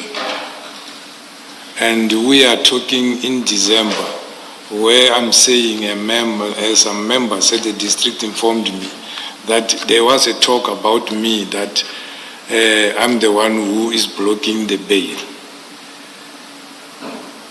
And that time, already he thanked the people for arranging bail as he requested and so forth. So, and I indicated, those members didn't even want to tell me who is the person. And the district in Gauteng, there are 6, if I'm not mistaken. And there are a lot of people coming from my homeland and others not far from where I'm staying, working there. And there's nowhere where I'm saying here in the transcript that is a district officer. I'm saying people working from the district and then having interest in cases which are not even investigated by them. So again, I'm not referring to Brigadier Nkwashu because even today I don't know who exactly is those people. But I know the people who were talking to me, they are from Limpopo. I'm coming with them, and they are the one who told me that some people were saying that. So you're saying that this didn't relate to Brigadier Nkwashu, it was just information that you had received? Yeah, it might be. It might be, but they didn't indicate to me it's Brigadier Nkwashu. Okay, they didn't indicate to you that it was Brigadier Nkwashu when you had the conversation, that's what you're saying. But it's possible that they were referring to Brigadier Nkwashu when they were giving you the information. I said it might be possible. But I'm not saying they were referring, they didn't say they were referring to you. So I agree with you, it might be possible based on the analogy here. But I also indicated that it was in December when we were talking, and I'm not sure the request for bail and when the bail happened was which month. But I read it out to you from witness A. It related to Tao's bail, which was in August of 2024. Yes. Yes. Yes, so in December, which bail I was blocking that time? Well, only you know, General, because these are your words. Yeah, but- Remember, he was rearrested in September 2024, Mr. Tau, for violating his bail conditions. Yeah, I didn't know. But remember me, I'm telling you, I was telling him about the gossip which I had to say this is said about me. Okay. Chair, you take the agenda. Let's adjourn and resume at 11:30.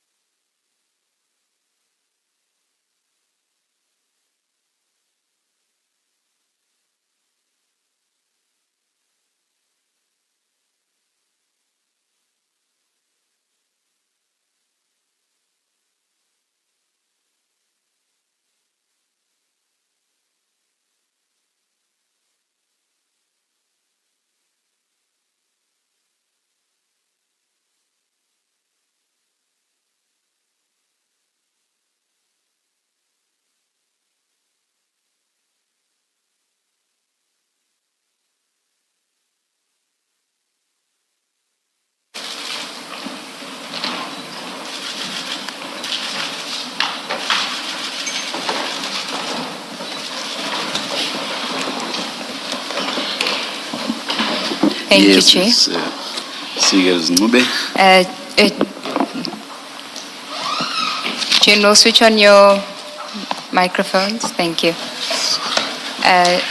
General, unless the commissioners have questions on Brigadier Nkwashu, I want to move on to the next topic in the phone call, which is your reference to the group of 5 on page 66 of file 4.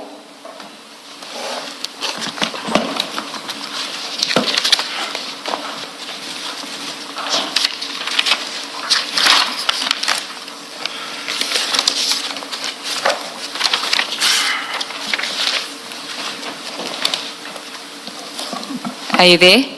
Yes, Advocate. Just 3 lines above line 20. You say, yes, no, you see those people, they like drama because this guy was the same group with Mswazi. And we know by this guy you were referring to Mr. Katiso Molefe, correct? Yes. And then you next speak, you say, yes, him, I am sure they are 5. They are a group of, they are 5, they were 5. They are having other companies together also, or mining rights together. Right? Now, can I just ask you, when I had put witness A's version about this to you, you had denied that you had said anything about a group of 5. Do you recall that? When I asked you in your evidence in chief, can I just read from the record? And maybe we can display it. What was the question?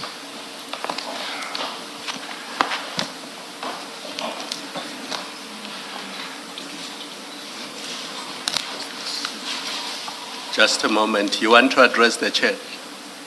No, I'll wait. I wanted to ask what was the question. I was responding to a question when I denied. Okay. So that's why I was saying what was the question, but I will wait. Okay. I saw you looking at the chair as if you want to address the chair. No, I thought maybe it is on the screen, the question will be appearing. Yes, I'm My just trying apologies. to display it. Because the transcripts seem to be 2 different.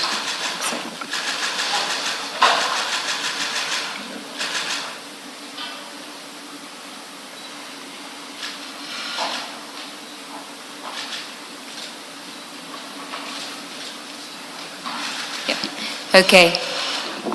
So it will come on the display, General. I was reading from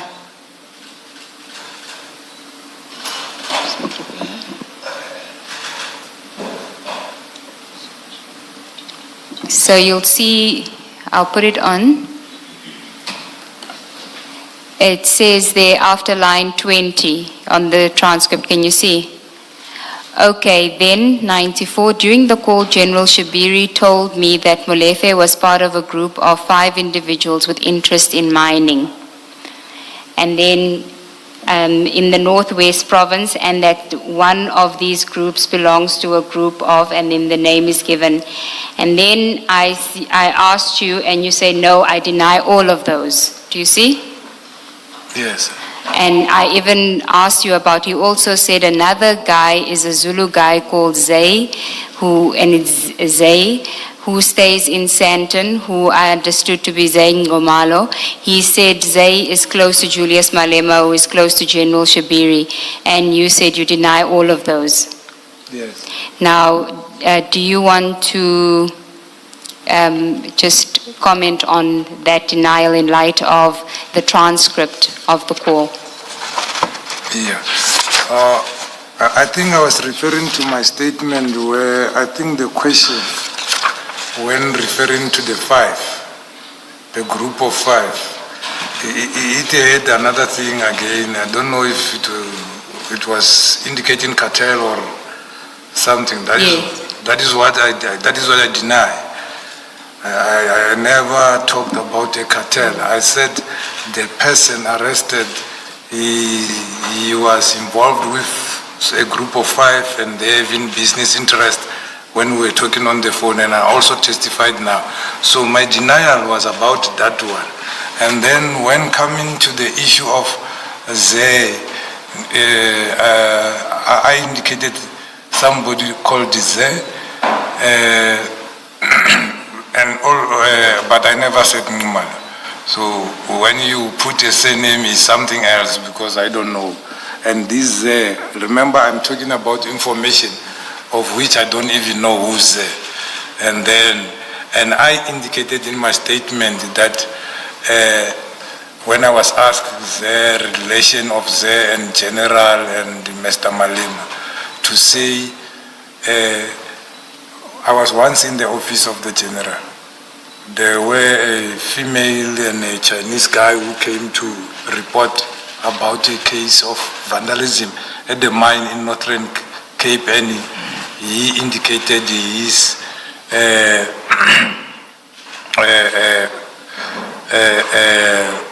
business partner with Zenuma.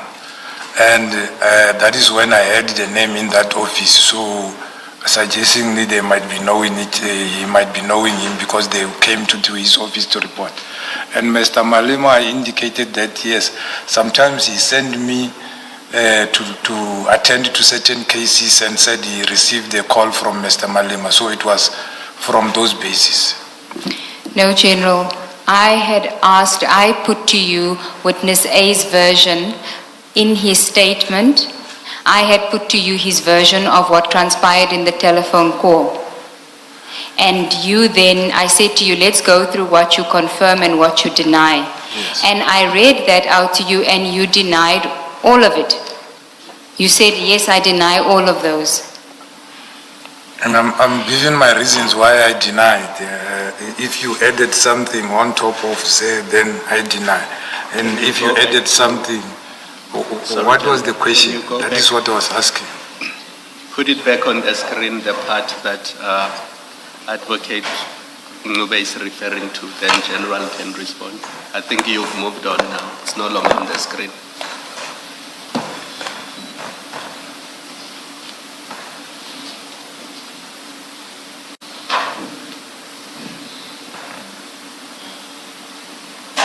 Sorry to interrupt you, General. You misunderstood the question. So I wanted them to put it back on the screen so that you can know what they are asking you. And whilst you are doing what...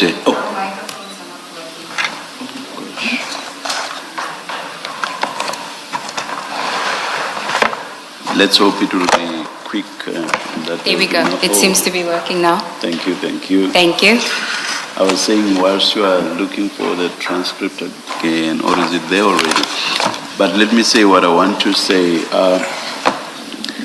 We should spell people's names or even names of places. Was looking at this, for example, the Z-A-Y, when the name is Z-E-E, and there was also a strange looking surname there.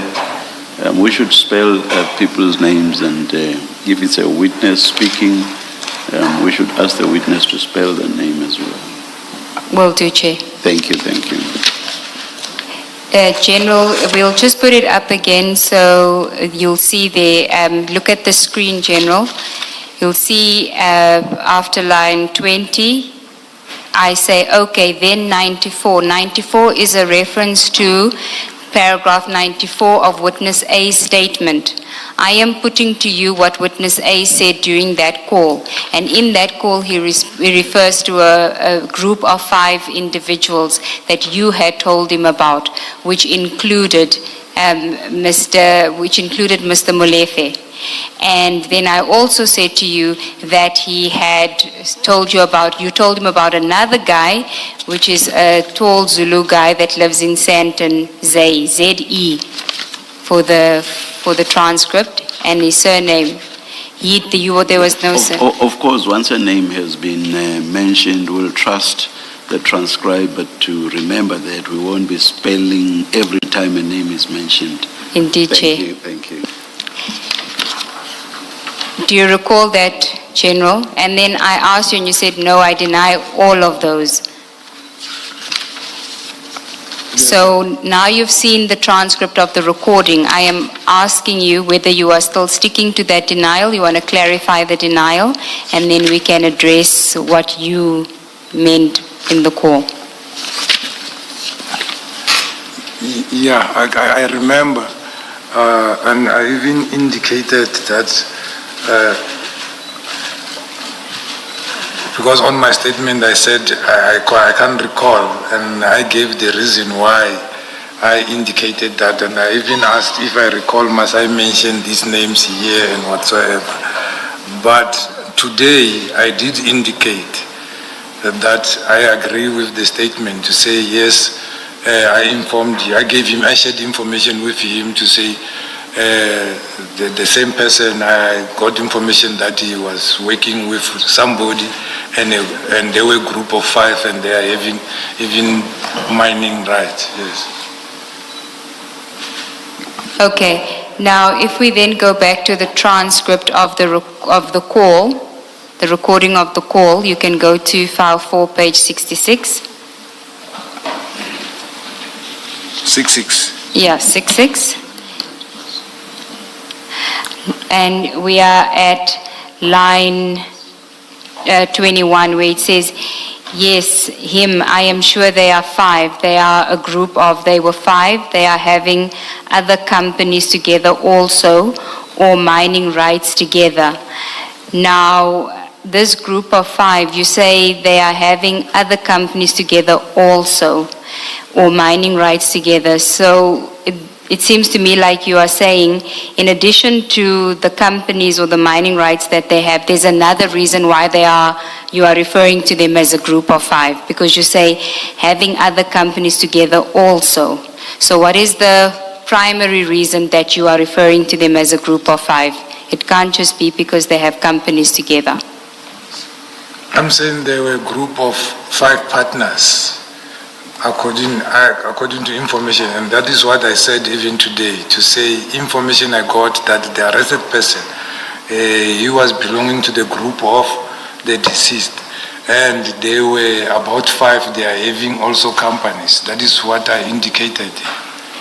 Oh, they all originate from the deceased Mr. Mswazi, the 5. That is what I said, yes. Okay. And there's the Mr. Mswazi's name is mentioned, and we know that there's Mr. Molefe, and then there's a name that you don't mention. That's fine. Who are the other 2? I don't know. You don't know? Yes. Okay. How do you know there are 5 if you don't know about the other 2? Commissioner, that is what I was told, that there were 5, and then I happened to know the other Told by whom? 3 names which I were informed. Told by whom? By a source. Remember I said after, I remember even before, the source indicated to me that they arrested 3. They previously worked for Mr. Mswazi and as contract killers. And later on, when we were discussing after the arrest of Molefe, I indicated to him, I got further information that this person was working with Mswazi and the other people, and they were also involved in mine.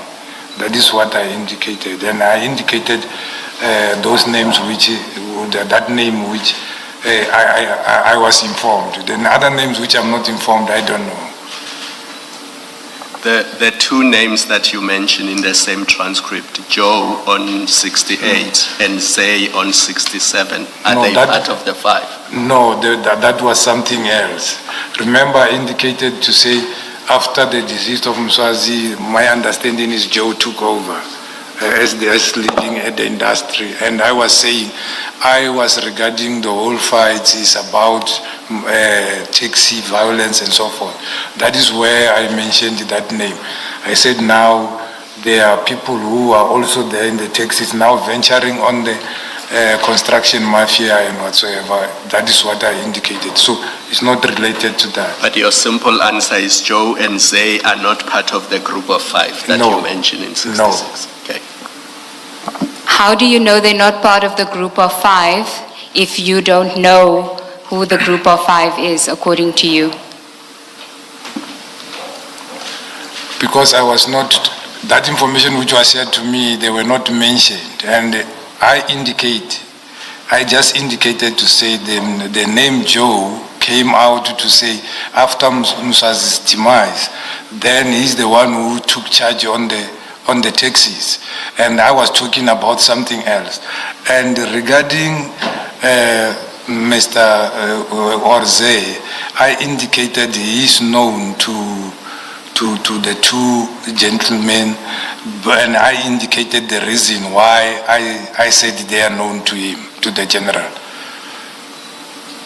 General, what you're being asked is, you say there are 5, and your language, I'm trying to see, you say, I am sure there are 5. So you say 5, and then you mention 2 names here in the next sentences. You mentioned the 2 names, Swazi and that other name, and then you say, and others, you see. Now, when you are asked about whether Joe is part of the 5, and the same as Zay, whether they are part of the 5, you say no. Yes. And what Ms. Sigals Nube is asking is, but if you say you don't know who are the other members of the group, what you call the group of 5, if you don't know who the others are, how are you firmly saying Joe is not part of them? Zay is not part of them, because if you say that, if you answer that way, it suggests that you know who are the other members of the group of 5. Commissioner, I'm sure even the journalists in here, they know the rivalry between Joe and Mswazi, so they cannot be one belonging to that. And in the context of what I was sharing information regarding Joe, it was something else. And there by the 5 already we know who's the 3, and then the only ones which we don't know is the 2. But again, I'm saying everybody knows that there was a rivalry between Joe and Mswazi. Then they cannot be the same group having same company together. So that is why I'm sure of that. Yeah, well, yeah, I don't know that Joe, there's rivalry with Mswazi. I didn't know that, maybe because I don't operate in that world. Now you've provided an explanation why Joe is not part of the 5. That's the explanation you have given. Yeah. Why do you say Zay? And Zay, because you do mention him in another context. I accept Yes. that you mention him in a particular context here. But the question was, how do you know Zay is not part of the group of 5? If you say, I don't know who the other 2 members of the group of 5 are. So, Joe, you know, you've explained why you say he cannot be. What about Zay, that you happen to mention in another context? Because it was not mentioned, he was not mentioned in that information I got. Okay, Yes. that's fine. That's sufficient for me, General.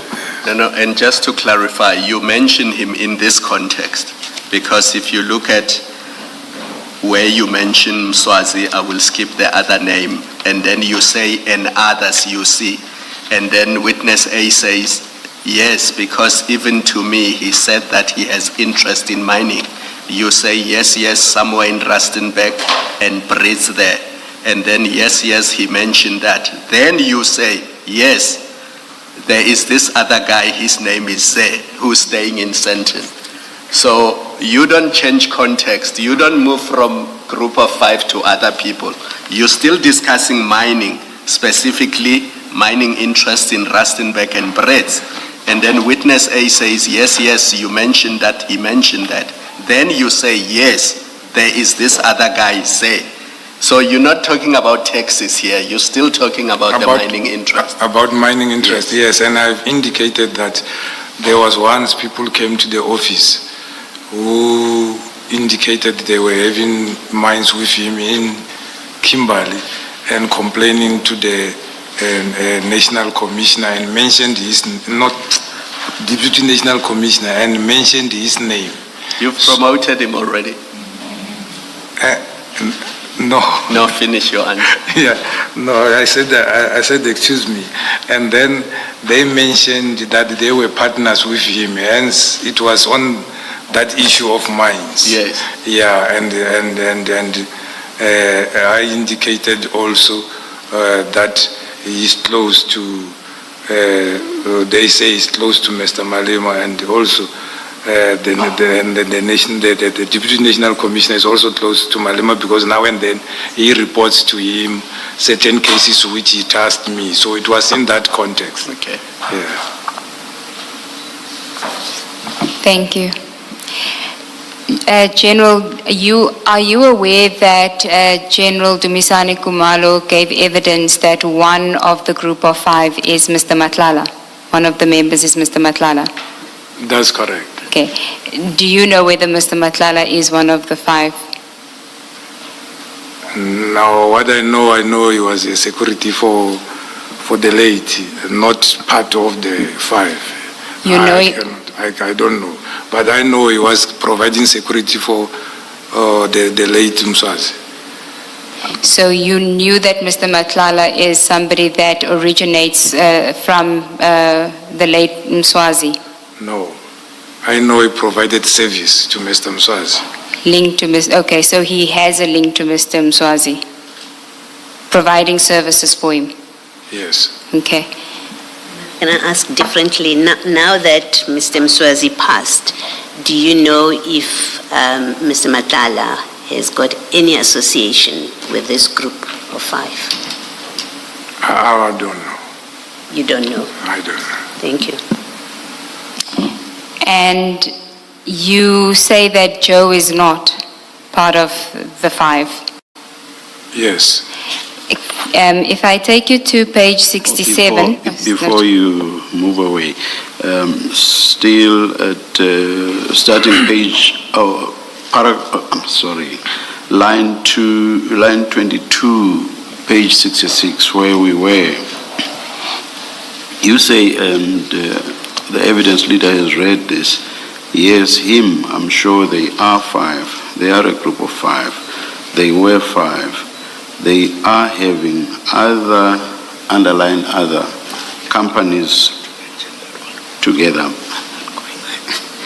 They are having other companies together also, or mining rights together.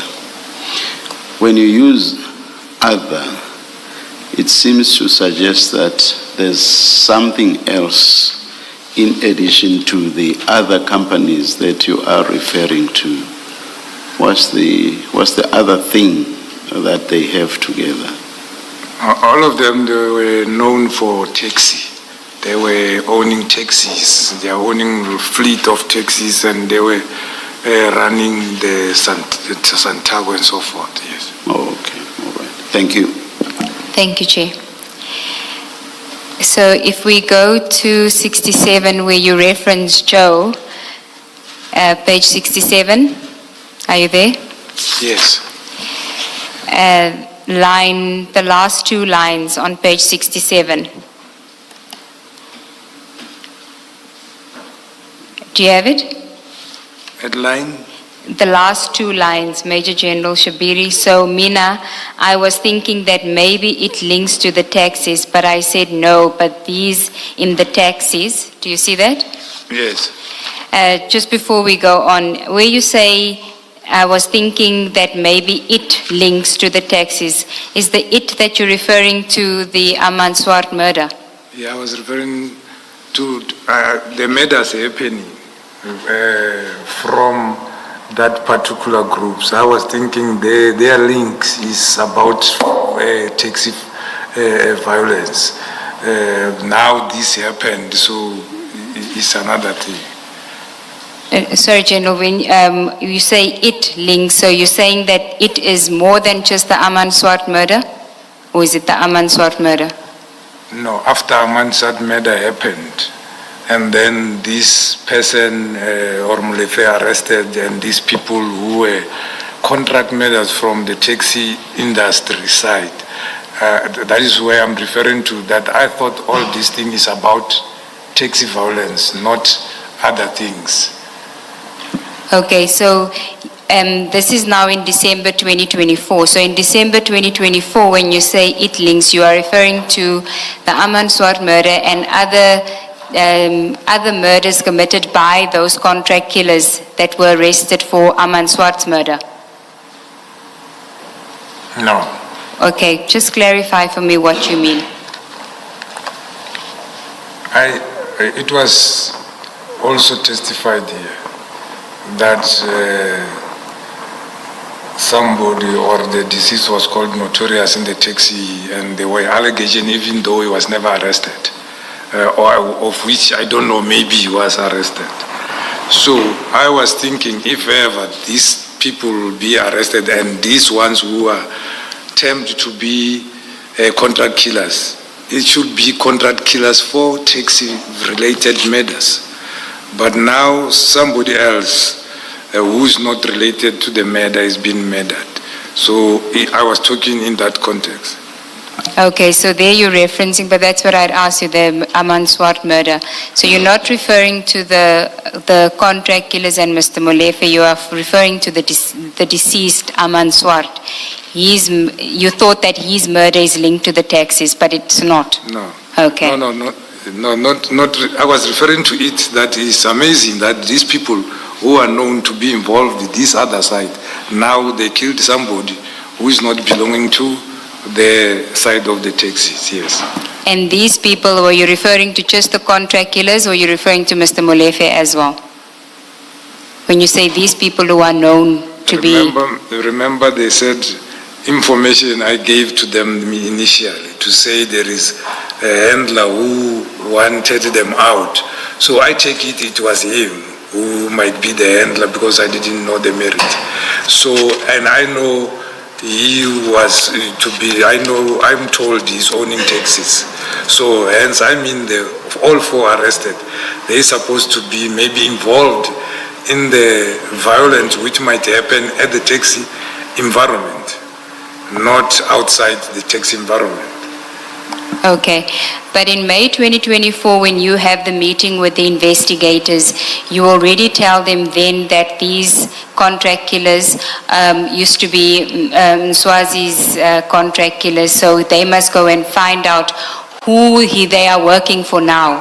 Remember, you said you gave intel so that CI and the investigators could follow up who are these contract killers working for now that Mr. Swazi is deceased. Do you recall that evidence? I just said so again now. What you are repeating is what I just said. To say initially when I gave information that the source said these contract killers who are arrested, the people who are arrested actually, they are contract killers. That was the information which I gave to them to say this is what I'm told.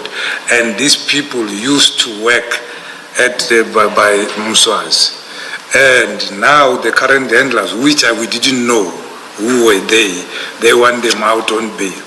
So even now, before the question, is what I repeated. Yes, I'm just trying to clarify that is what you're saying now, because you knew this information in May of 2024 already, but you saying you didn't know the identity of the hit orderer in May 2024, but you knew that the contract killers were linked to the deceased Mswazi, and they needed to find out, the CI and the investigators needed to find out who these guys are working for now that the deceased is no more. That's correct. Okay. And now that person that gets accused of being involved in the murder in December 2024 and is arrested is Mr. Molefe, who you say originates from the deceased Mswazi. Which I say, information I got say so. Because you are making as if I know. Yes. And I came with it. Well, I'm talking about what you're communicating to witness A. When you're speaking to witness A, you say this person was part of Mswazi's group. And you're referring to Mr. Molefe. Yes. Yes. So you know that.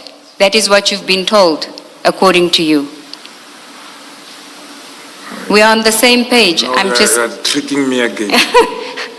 I'm really not tricking you, you're General. I tricking think me it's again. because I'm in agreement with you that you think I'm tricking you. Again. I said I was told information.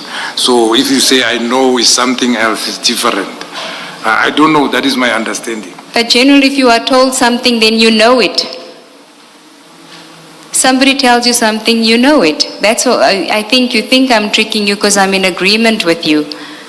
I'm just trying to clarify what your evidence is so that we know going forward that you are saying that in December when you are speaking to witness A, you are telling witness A that Molefe is linked to Mswazi, but you didn't know that it was Molefe in May 2024.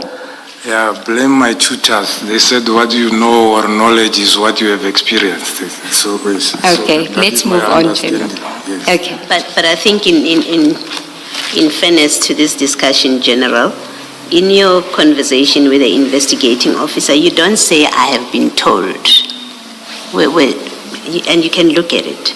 It's not how you express yourself. You express yourself as they are part of, he Molefe. They are 5. I'm sure they are 5. They are a group of, they were 5. They are having other companies together also, or mining rights together. So you are not saying to him, you are relaying what you have been told. In fact, on the next paragraph, he says, in the further conversation, he says, yes, to me too, he told me that he has an interest in mining. And then you say, somewhere in Rustenburg and Bretts.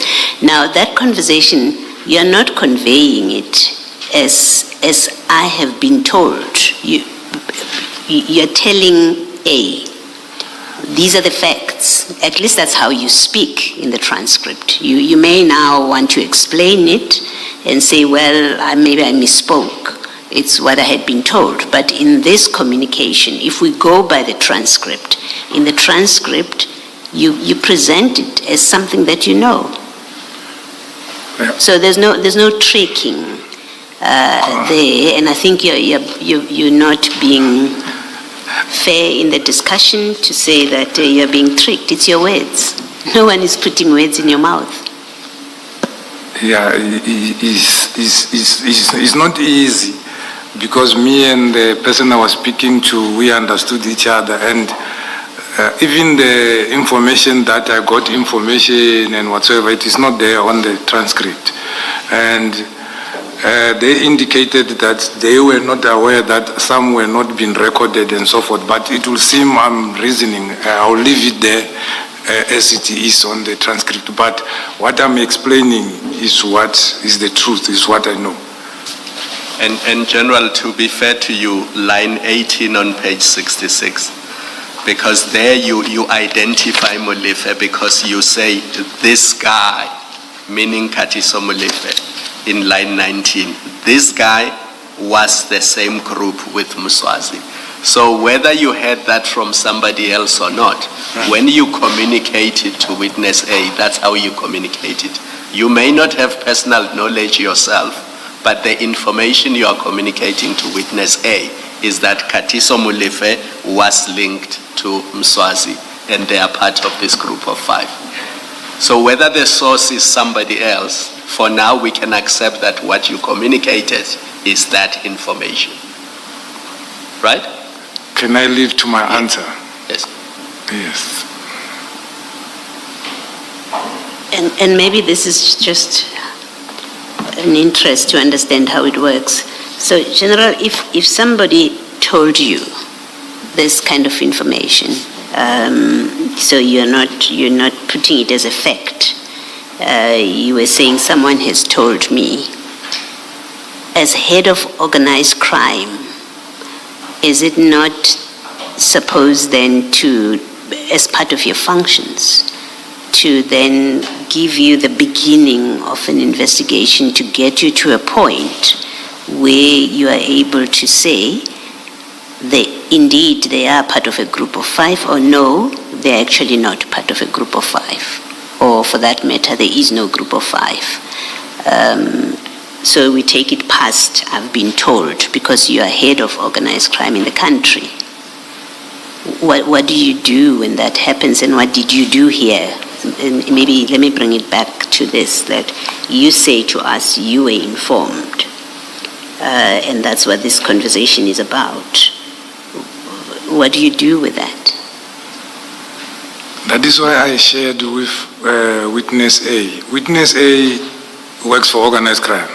Witness A was part of the investigation team which has been formulated, which is dealing with the same group in related to certain things. So it's additional to what he already knows to say they can go further. And I indicated even now to say now they were reinforced in a safe house, having all the resources to pursue this thing. Hence, I shared further with him that information so that it must be continuation of that particular investigation, because the investigation has already started and already other people arrested. I'm giving him further names to look at. As I indicated to say, when I wanted a threat risk analysis to be done, was exactly that they get protection, they stay in a safe house, they have more members, and then team with crime intelligence and combat so that they can work on this and pursue other new cases which will emanate from these firearms. I think I testified like that, and this was just a continuation of sharing the information so that they can follow up also on that other part. So just to make sure that I understand, so you get this kind of information from whatever other source, it's an informer or whatever, you pass it on to an investigator like this in a docket, and you do nothing more about it. Is that, I'm just trying to understand so that one doesn't attach to you functions and responsibilities that don't belong to you. You know, if you say to us, look, once I've got the information, I just pass it on. Investigators will deal with it. As head of organized crime, I just wait for them to give me reports. If that's what it is, that's what it is. So, no, if it was a normal investigation, when it's based at the unit, I could speak to him and the commander and follow up and make sure that whatever support which I can provide, I can. As I indicated before, that when I was briefing them, I indicated this will form a part of investigation which we call the project. A project leg is got a project team, a leader, and it's a group, and it reports. Otherwise, you cannot access it unless there is at the provinces they have what they call provincial organized crime secretariat. Only the the project leaders will go and brief, and then there will be NDPP and everybody who's supposed to be there who forms the part. So if he's already there at the project and is the person I communicate with, who I knew from the start he's part of the investigation, and they're making inroads, and I'm just sharing further information for him and the team to pursue. So I will end it there. If again, I'm just trying to understand this. If witness A is not part of that project team, it's his docket specific. In this case, there's a very specific docket. If his involvement is limited to this docket and he wasn't part of a project team, you've now shared this with him, what happens? I mean, you hope that he will feed it into somebody else, or what? No, it will depend. If it is faceted, it doesn't need more resources. Like this one, it seems to need more. Then what we do, you will now, the investigator and the commander come together, we discuss to say we form a team, a multidisciplinary team to work on that particular issue. We call it 5-pillar approach. Then we'll call crime intelligence, and then we will have that investigator. They will determine the number in terms of the volume of the work need to be done. But crime intelligence will be number one to come with that investigator to follow up and verify. That is why we call them pillar one. Because everything we do, it must be, we call intelligence-led policing. Then it must be information which, not information, now it becomes intelligent report. Information is not yet verified. So it works like that. Do you know if that has happened in respect of this group of 5, this which you are describing would have happened? I think they testified that the leader is General Kalakala, and the testimony of General Kumalo is they are still investigating. The investigation is ongoing. That is what I know. Thank you, General. Thank you. General, just on the issue of Mr. Madlanga, so you say you knew that Mr. Madlanga was providing security for Mr. Mswazi. Yes. And if I can ask you to go to file 3, it is page 198. It's a WhatsApp, CJC 70, page 198.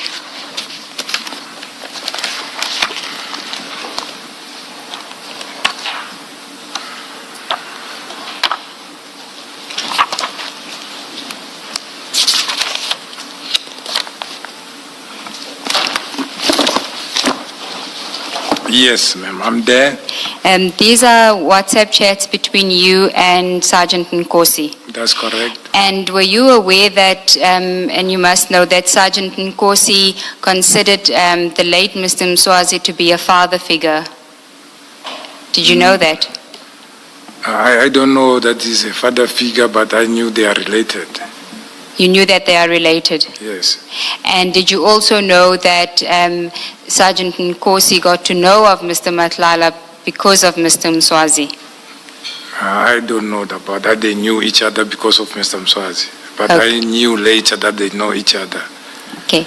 And if I understood your evidence, you were quite involved in the taxi violence investigations and the taxi violence, those syndicates, the taxi violence syndicates. No. I thought you said that you were involved in taxi violence, investigations of taxi violence syndicates. No, I said I was tasked with a taxi violence in the Eastern Cape. Yes, but And, but that's my question, taxi violence. I wasn't referring to any specific province. That is why I say no, because there is a component dealing with taxi violence, which I indicated that it falls under General Mutsepe, and I was explaining that sometimes I'm tasked of things which is out of my jurisdiction. So I was giving example, but also include, I don't want to jump in front of you, including this, what is in here. I will explain because I know you come to that because of that. No, I'm just asking because in your conversation with witness A, you also speak about, I thought this was linked to the taxis, but it's not the taxis because the only person that's left there is Joe. So you seem to know a lot about what's happening in the taxi industry. Remember you said Joe is not part of the group of 5 and he's the one that's left in the taxi world. Do you recall that? In a way, I ought to know as a police officer, even though I'm not working with it. Okay. Some of the things I will know because I'm attending meetings. For example, I attended meetings with Santago and the National Taxi Association where there was conflict and accompanying senior managers to be part of the meeting, whereas it's got nothing to do with me, to assist with ideas and whatever it could happen, yes. I will know certain things. Okay. Now, this WhatsApp text it's a chat, you sending this to Mr. Nkosi. Yes. And what was the purpose for sending this to him about the taxi industry? I had a tasking from the DNC General Severe that he got a tasking from the minister. The minister wanted to know about the bucket system. How does it operate? And they wrote this short description of the taxi industry. They want to know about short background of the taxi industry. How does it constitute the associations? How many are they in each region, meaning province? The rise of Joe Ferrari, the rise of Mswazi, the chairpersons and regionals and whatsoever. And the general gave me a name of a guy called Tami from Gauteng to say He's a chairperson, I think, in Gauteng, can assist me. But I saw that this is not going to help me. So I happen to know the president of Santaco. Then I phoned the president and said, there is a question which we need your information about. How many associations are there? How many chairpersons in regions and so forth? Because I knew Santaco is the biggest one. And then he said he's in the meeting and gave me the number of the secretary to say, I must send an email. I told my secretary to send an email, and I asked Nkosi to say, do you know the chairperson? He said, yes. I said, I've spoken to the chairperson. They're supposed to give me this and that. I'm going to the meeting. My secretary have forwarded an email to their office. Just follow up that they respond. They responded well after some time, and I think I got the file or explaining all those things. So that was the reason. This was a tasking to him to follow up for me when I was going to a meeting. Okay, and at that stage you knew who Mswazi was, you knew who Joe Ferrari was, you knew all of that? And Mswazi was already passed when I sent this. Yes, I knew. Okay. I knew, but tasking is a tasking. Police officer is a police officer. When I task you to go and do the job, go and do the job. Yeah, I don't have an issue with that. I'm just trying to test that you didn't know about Mr. Matlala. You just referred to Mr. Matlala as providing security for Mswazi. But you don't know that what General Dumisani Kumalo says, that Matlala became one of the group of 5. At this stage, he would have been in the group of 5 because Mr. Mswazi is no more. This is October 2024. You speaking to witness A in December 2024. Even today, I don't know. I heard what the investigation reveals now by the general. I don't know. And when you were telling the investigators in 2024 that the guns that were found on the alleged hitman of Aman Swart was connected to other murders, did your source tell you which murders they were? No. You didn't know? No. Okay. And now do you know?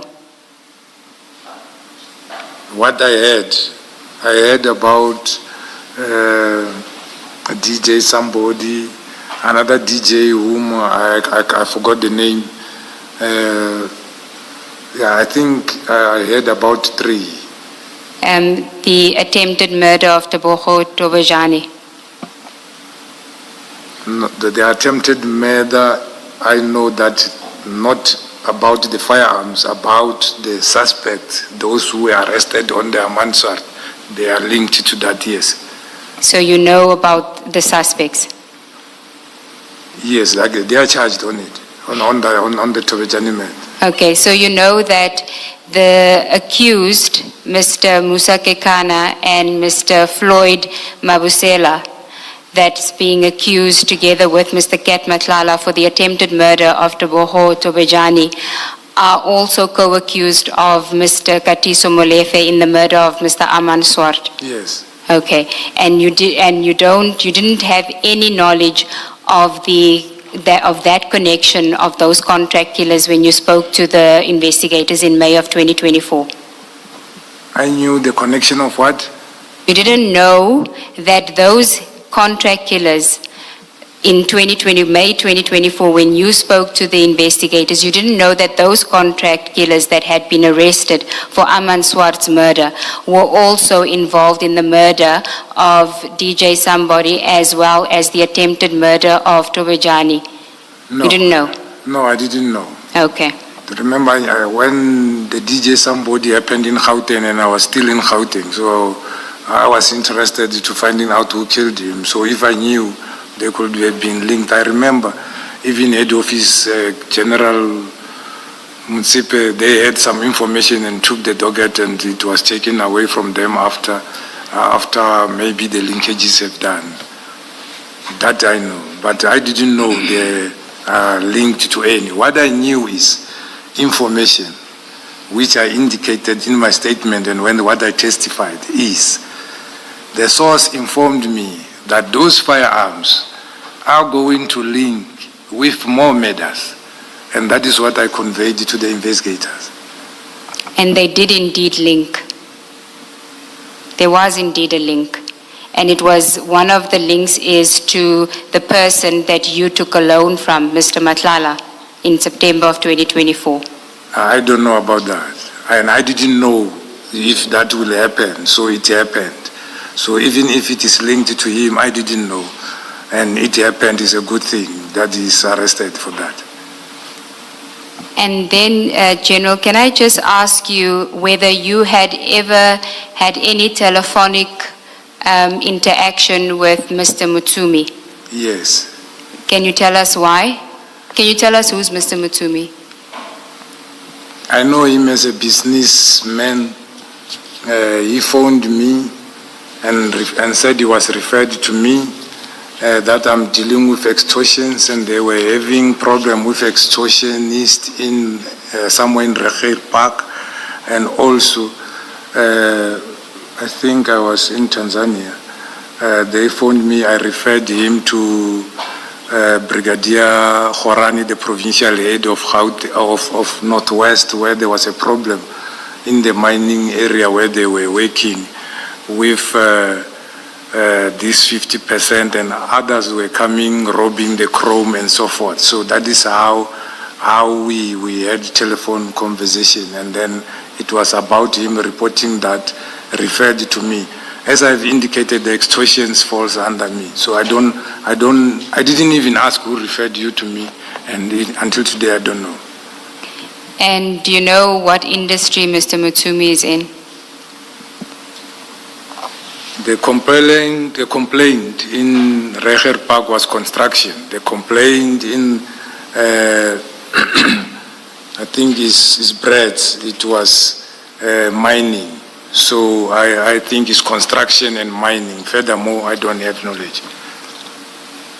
And do you know if Mr. Mutsumi had any relationship with Mr. Mswazi, the late Mr. Mswazi? No, I don't know. You don't know? Yes. Okay. Do you know if there's any relationship between Mr. Mutsumi and Mr. Molefe or any other members of the group of five? And I ask the question because you've just said that he mentioned mining in breads, and in your transcript we've referred to breads already, that group of people having mining in breads.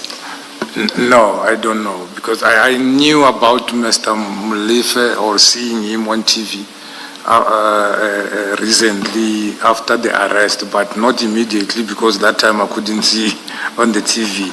And yes, and that is when I started knowing him, but I don't know his circle. Okay. So you don't know whether there's any connection in this mining in breads between Mr. Mutsumi and Mr. Molefe or any member of the group of five? Yeah, I don't know, because my communication with Mr. Mutsumi was always about his complaints, and I will always refer him to the relevant people working with it to deal with it. For example, that one I indicated, I referred, I can remember that one because it was I think last year. I referred him to Brigadier Khorani to assist, because he is the provincial head of organized crime. Thank you, General. General, sorry, just remind me, you said with the call with Mr. Mutsumi, who called who? He called me, and I called him back to give him feedback that certain person will phone him. And do you recall when was this? The other one was, if not, I think the first one was 2024. The last one, which I can remember, I was in Tanzania. It should be April, May 2025, I think. Okay, we also have a record of a call in 6 June 2025, you making the call. And that is in file 4. Yes. Page 8. That might have happened because I remember I came back on the, I think if it's not the 1st of June, it's the 1st of May when I came back, and there was still not satisfaction about how it was handled, because one of his partners they were indicating that this person persistently, because what happens, what they explained is Samanka gives them mining places to mine, and then they extract, and then Samanka buys the minerals from them. And then there was one who was blasting all over, damaging electricity and whatsoever. And when Samanka stops him, he wants them to give portions and whatsoever. But they were giving messages to the brigadier, and the brigadier could only open an inquiry to follow up, but he wanted somebody to give a statement in order for them to go forward, but nobody was forthcoming, and they were not happy. We had to meet, and then I phoned him to explain to him that, no, we need a complainant.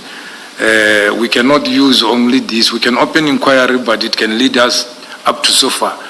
But you are approached by a person, so give statements. So that is where I ended.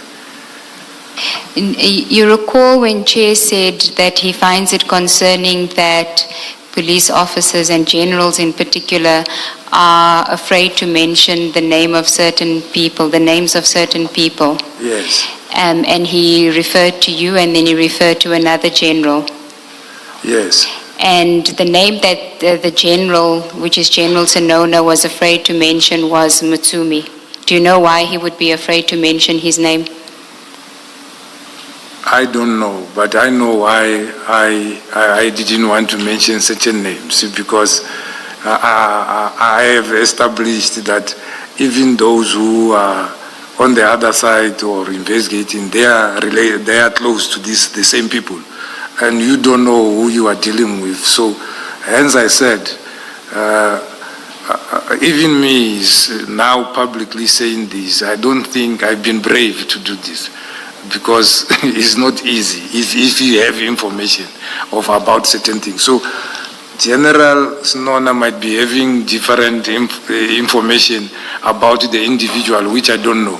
My engagement with the individual was because he was a complainant and was referred to me, as many people are referred to me.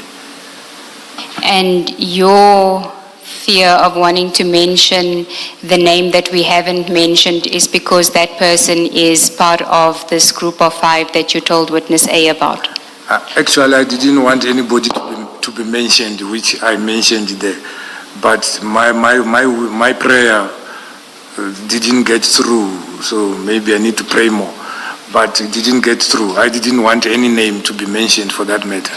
When you say any names, who do you mean? All those names you were mentioned. Zay? All those names, I don't know, all those names which were mentioned. Well, I want to understand why you would have a fear mentioning a politician's name. So, Mr. Malema, why would you be afraid to mention a politician's name? He's a public figure. Politicians have followers. It's like a priest. You don't know who's mad out there, who can do what when you say things. So I have seen a lot in the 38 years I'm working with the police. So I understand. Leaving that topic, General, the question that I also had was, yes, you were reluctant to mention these other names, but there is this one particular name that you drew the line on and said, reluctantly the others can be mentioned, but not this one. Even the recording has to be manipulated so that mention of this name is not heard. And we're not asking you to mention the name. We respect the engagement that has taken place between the legal teams. Maybe the question is, why? What is the reason? And remember, General, Look here, General, I want you to look behind me and understand what is it that this commission is probing. Do you see that this commission is probing interference and infiltration of the SAPS by alleged crime syndicates? I have full understanding. Yes. And again, without us coming to testify, the commission won't exist. Yes. And tomorrow, whatever finding will come without us being in existence again, it won't work. I indicated here my first day to come here and say, I thought it was reckless from crime intelligence head. And I'm taken to be maybe against crime intelligence. I respect the men very much. And we worked along well, and with all of them. And they can attest to that. I got information, I called them, and it's my point of departure. But to come, what I had qualms with, to come here and say Shiviri gave us the name of the cartel. And you are having bodyguards 24 hours because of you don't want to be harmed by the same cartel. So that is what I indicated. When you say you, I assume you're talking about General Kumalo. Yes, he's having bodyguards. When you say you, looking at the three of us, I'm addressing you as my commissioners. I'm addressing you. So I'm referring to that to come and say that it was not palatable with me, and I thought it is putting me in danger. And that is why I indicated. I even requested a threat risk assessment, and I didn't get any response because maybe because I said I'm considered maybe to be a loyalist to General Sibia or whatever. But that is something. Here today where we were, my legal team, I indicated to them, I don't want this recording to be played, and if it is supposed to be played, it must be played in camera, of which I think the Commission's terms of reference allows. And I've seen people testifying as witness what, and those people are under protection. I'm not. So you can ask them. Can I interrupt you? You're going to continue because you're saying too many things. When you say you requested a threat and risk assessment, again, it's from SAPS. Yes. Yes, just so that we continue. Yes, from SAPS. Again, because remember now you're referring to the commission. Yeah. And the public is listening. So we didn't want the public to think you've asked the commission. No, the commission is now assisting me. Yes. No, you don't have to mention. Yeah, okay. But please don't speak at the same time. What you just said is very important. You say, with regard to protection, the commission is now assisting you. Yes. Thank you. Yes, but from my team, legal team, they know my plea was, this must not be played. This must not be discussed outside, or it must be protected like any other, for that reason. But my prayers were not met, so I will live with the consequences. So it's fine. It's my question, because I want to give you a chance or an opportunity, and I don't want you to leave me with the feeling that you did not assist the commission to fulfill its mandate. And I hope you understand that, because what has happened in 2024, you can't revisit, you can't go back to 2024 and change that. Your request to crime intelligence, we cannot go back and change that. When we are sitting here, we are probing these very issues. And if you are reluctant to share information with us, information that you know is relevant to our terms of reference, and information that you know will assist us to get to the bottom of what is happening.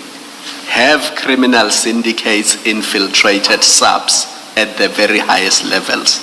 And if you know that, but you don't want to tell us because you fear for your safety or for some other reasons, I don't want to be left, once you are gone, I don't want to be left with the feeling that General knew something but he didn't want to tell us or was reluctant to tell us.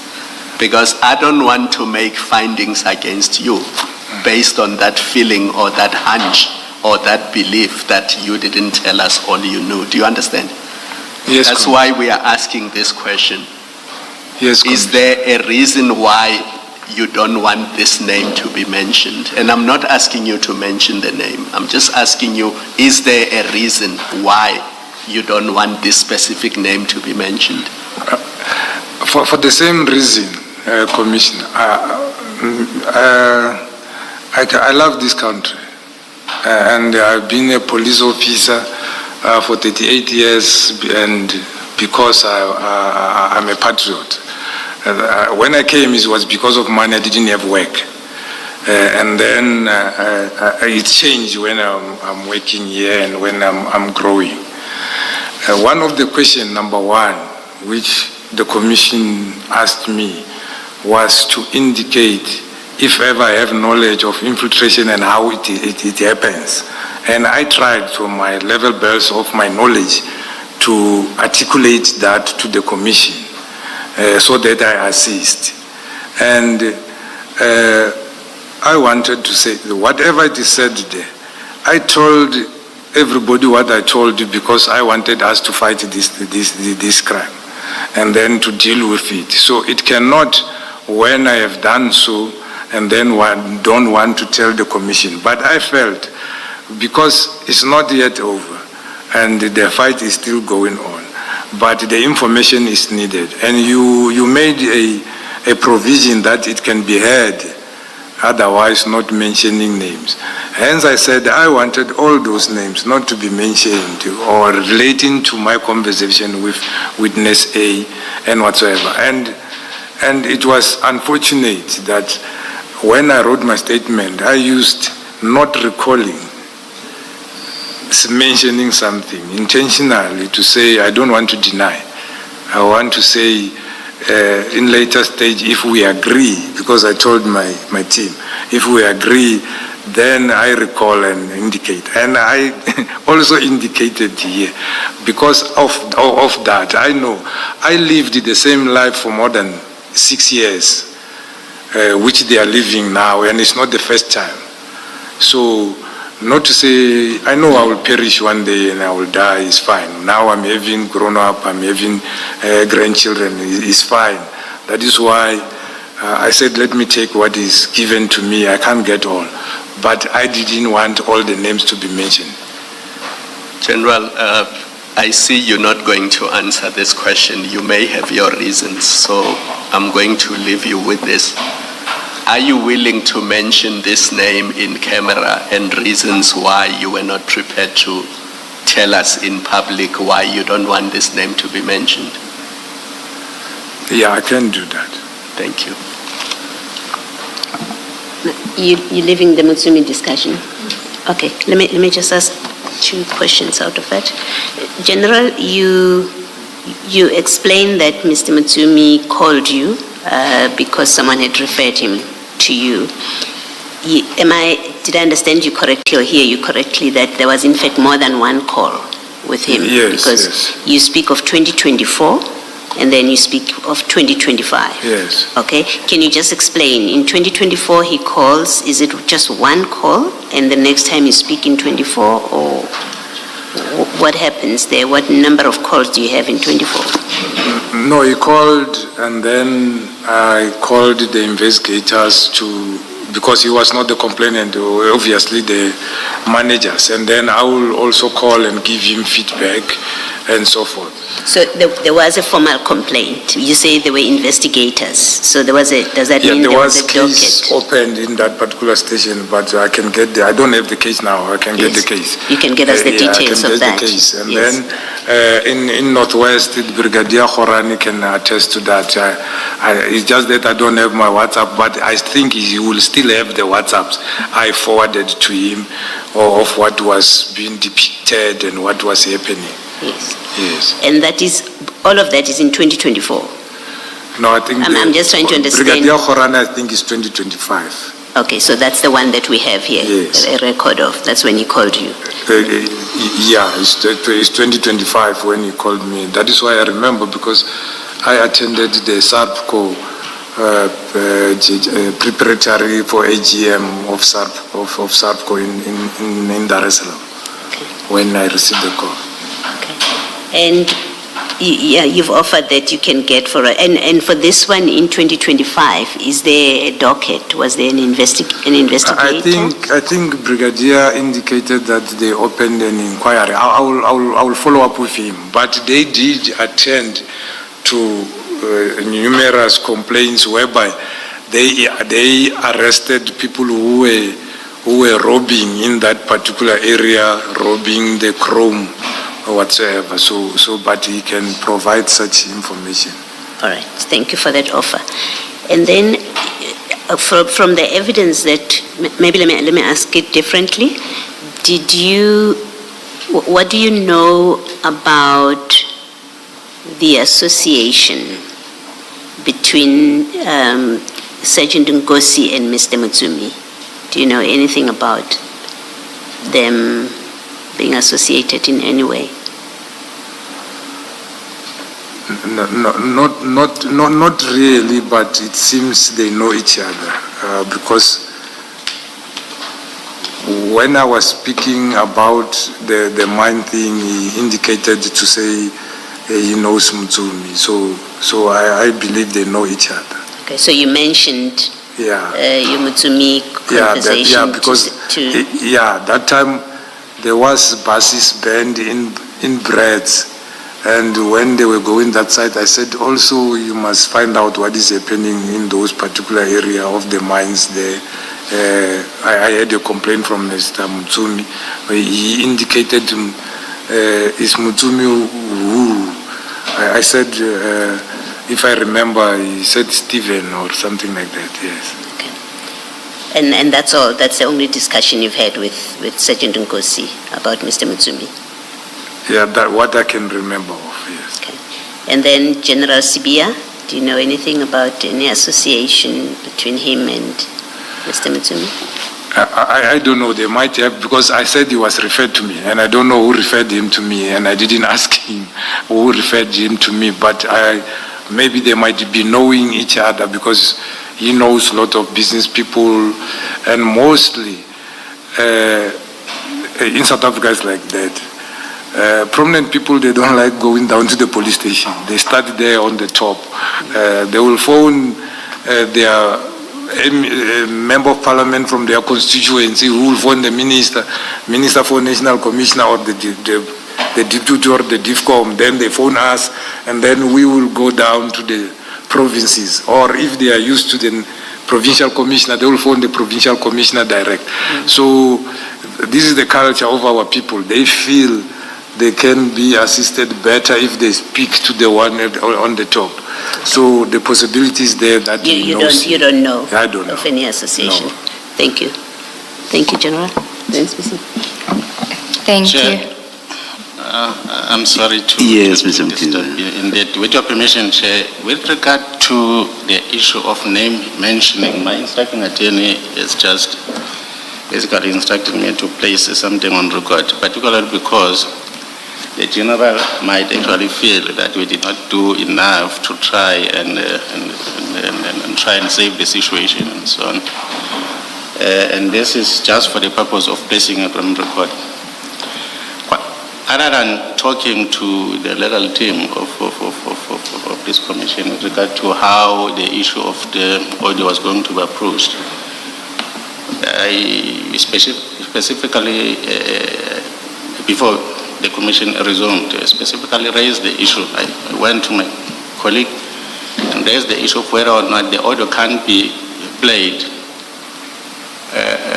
without mentioning the names, for instance, referring to the names in terms of letters, whether it's A, B, or G, and so on and so on.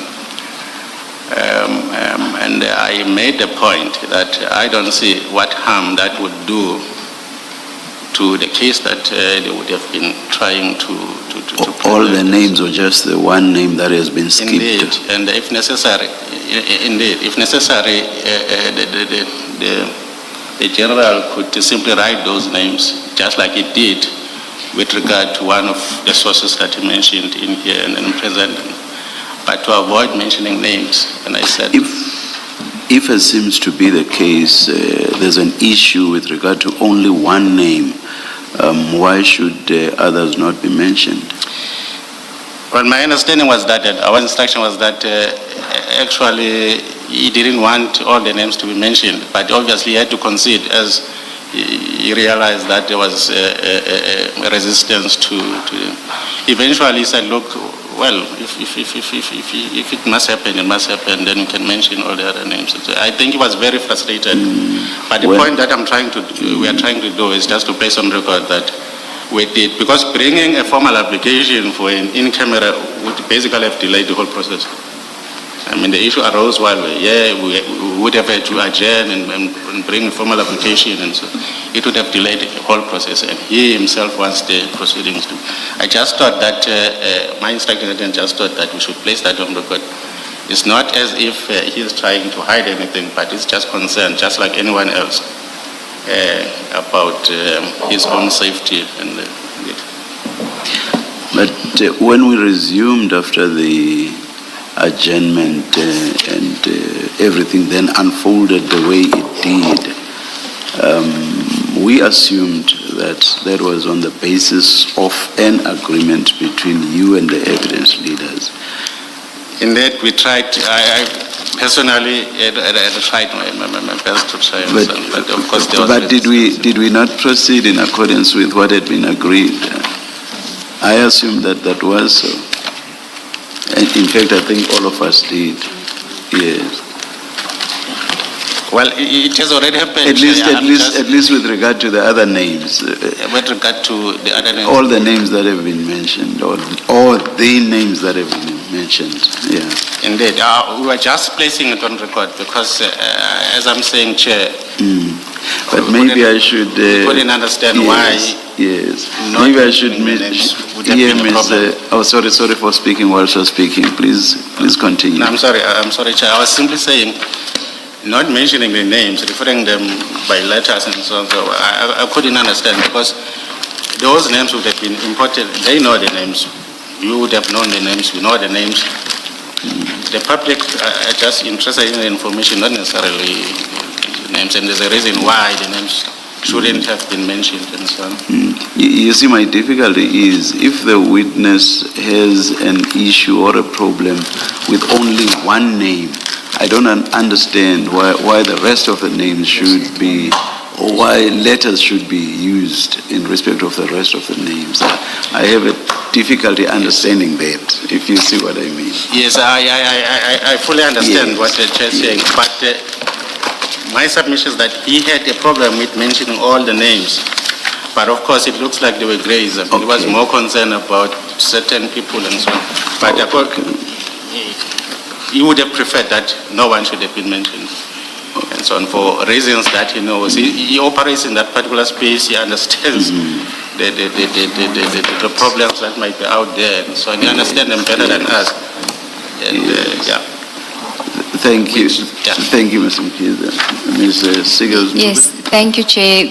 The General's initial concern was about the one name that has been redacted, and then when we had reached agreement, my learned friend came to me and indicated that the General didn't want another name also disclosed, and I indicated that that name is already part of witness, in fact all the names are part of witness A's statement, which is already on the website, already available, and which I had already put to the witness, to General Shabiri, publicly, so it didn't make sense. But insofar as the one name that had been redacted, we had no problem because there was an agreement, but it just seemed that it was now further agreements on names that were already public, and that is why, and I obviously would rather not disclose what it was said about why those names shouldn't, the General was uncomfortable about those other names.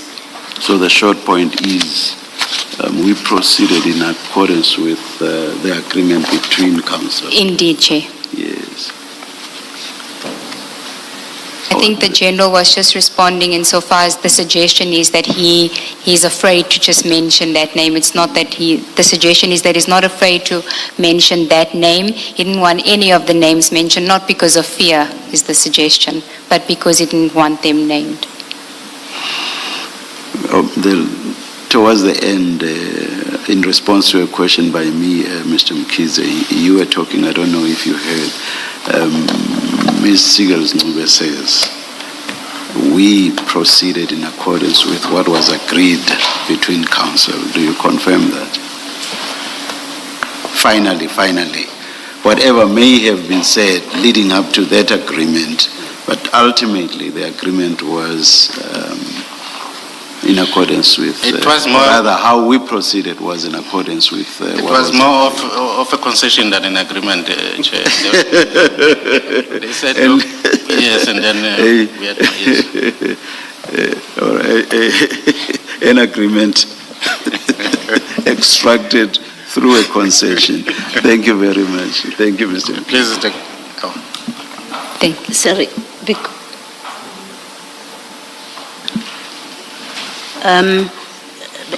because of this conversation, maybe let me just ask my question.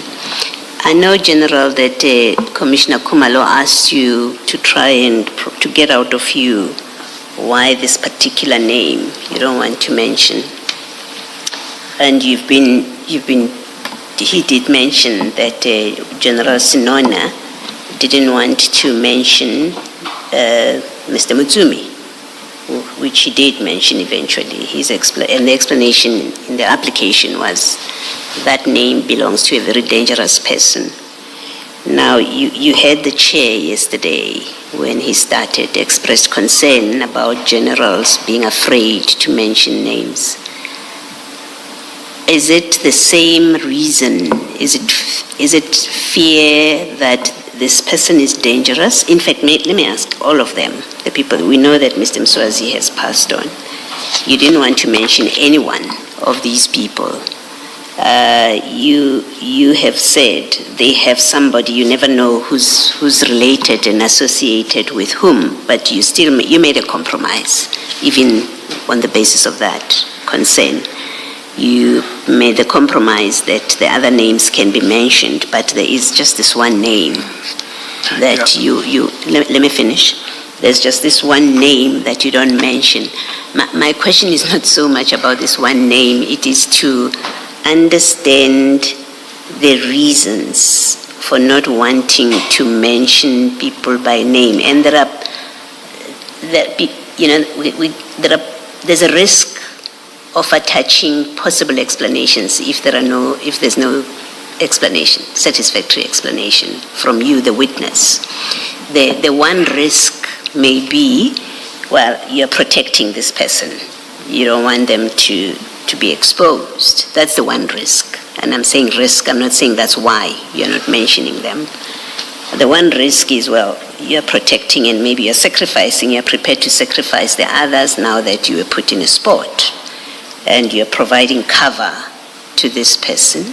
That's the one risk, possible explanation. The other explanation is, well, maybe there's still ongoing investigations about all of them, but especially this one. Maybe the investigation is still in early days, and so you would be compromising it. The other possible explanation is all of them are dangerous, but especially like Mr. General Sinona said about Mutsumi, they are all dangerous, but especially this one. And maybe there are chords with your safety concern where you say they all have protection and I don't have protection. That's a possible explanation, and that's the chair's premise, that it's because you're concerned, you're scared for your physical safety. So, without a proper explanation, there's a risk that not just us, but the listening public, they draw their own conclusions. You've heard the chair yesterday say it's a sad day that generals who are supposed to be investigating these people are scared of them. I don't know if you're happy to leave it at that. that's the impression that these exchanges of fear and not mentioning people, they leave that impression. Can I ask you to comment if you want to? You don't have to, General, if you feel you've said enough about it. I just, in fairness to you, think I should put it to you because it's something that's of a bother, that the head of organized crime in the country doesn't mention names and we don't quite know why. Yeah, it happens worldwide that people subject to investigation, sometimes we don't mention. And again, that is why even in the country we have laws whereby we can say we don't mention certain information. And some people who are outside their business, people or whoever, they worked with us and knew us in and out and whatever, better than other people. So it becomes a problem when you arm somebody who you know he knows you in and out, or even your own family can be known to them. So the danger is not about me. The danger might be, I know the senior council, I know where his children are going, and we went to school together and know in everything in and out. And sometimes you know how those people can behave. So I didn't want to respond actually, but I know you will not let it go. So that is why I responded. It's a safety issue, General. Is that all it is? It's a safety issue. Yeah. All right. It's all right. Thank you. Thank you. General, there's just one aspect that I want to deal with in conclusion. You indicated in your supplementary statement that there's this suggestion that some police officers are getting promotions or being offered promotions for giving information or negative information about you. Do you recall that part of your statement? Yes. And you make that same suggestion insofar as witness A's recent promotion to warrant officer, you call that? Yes.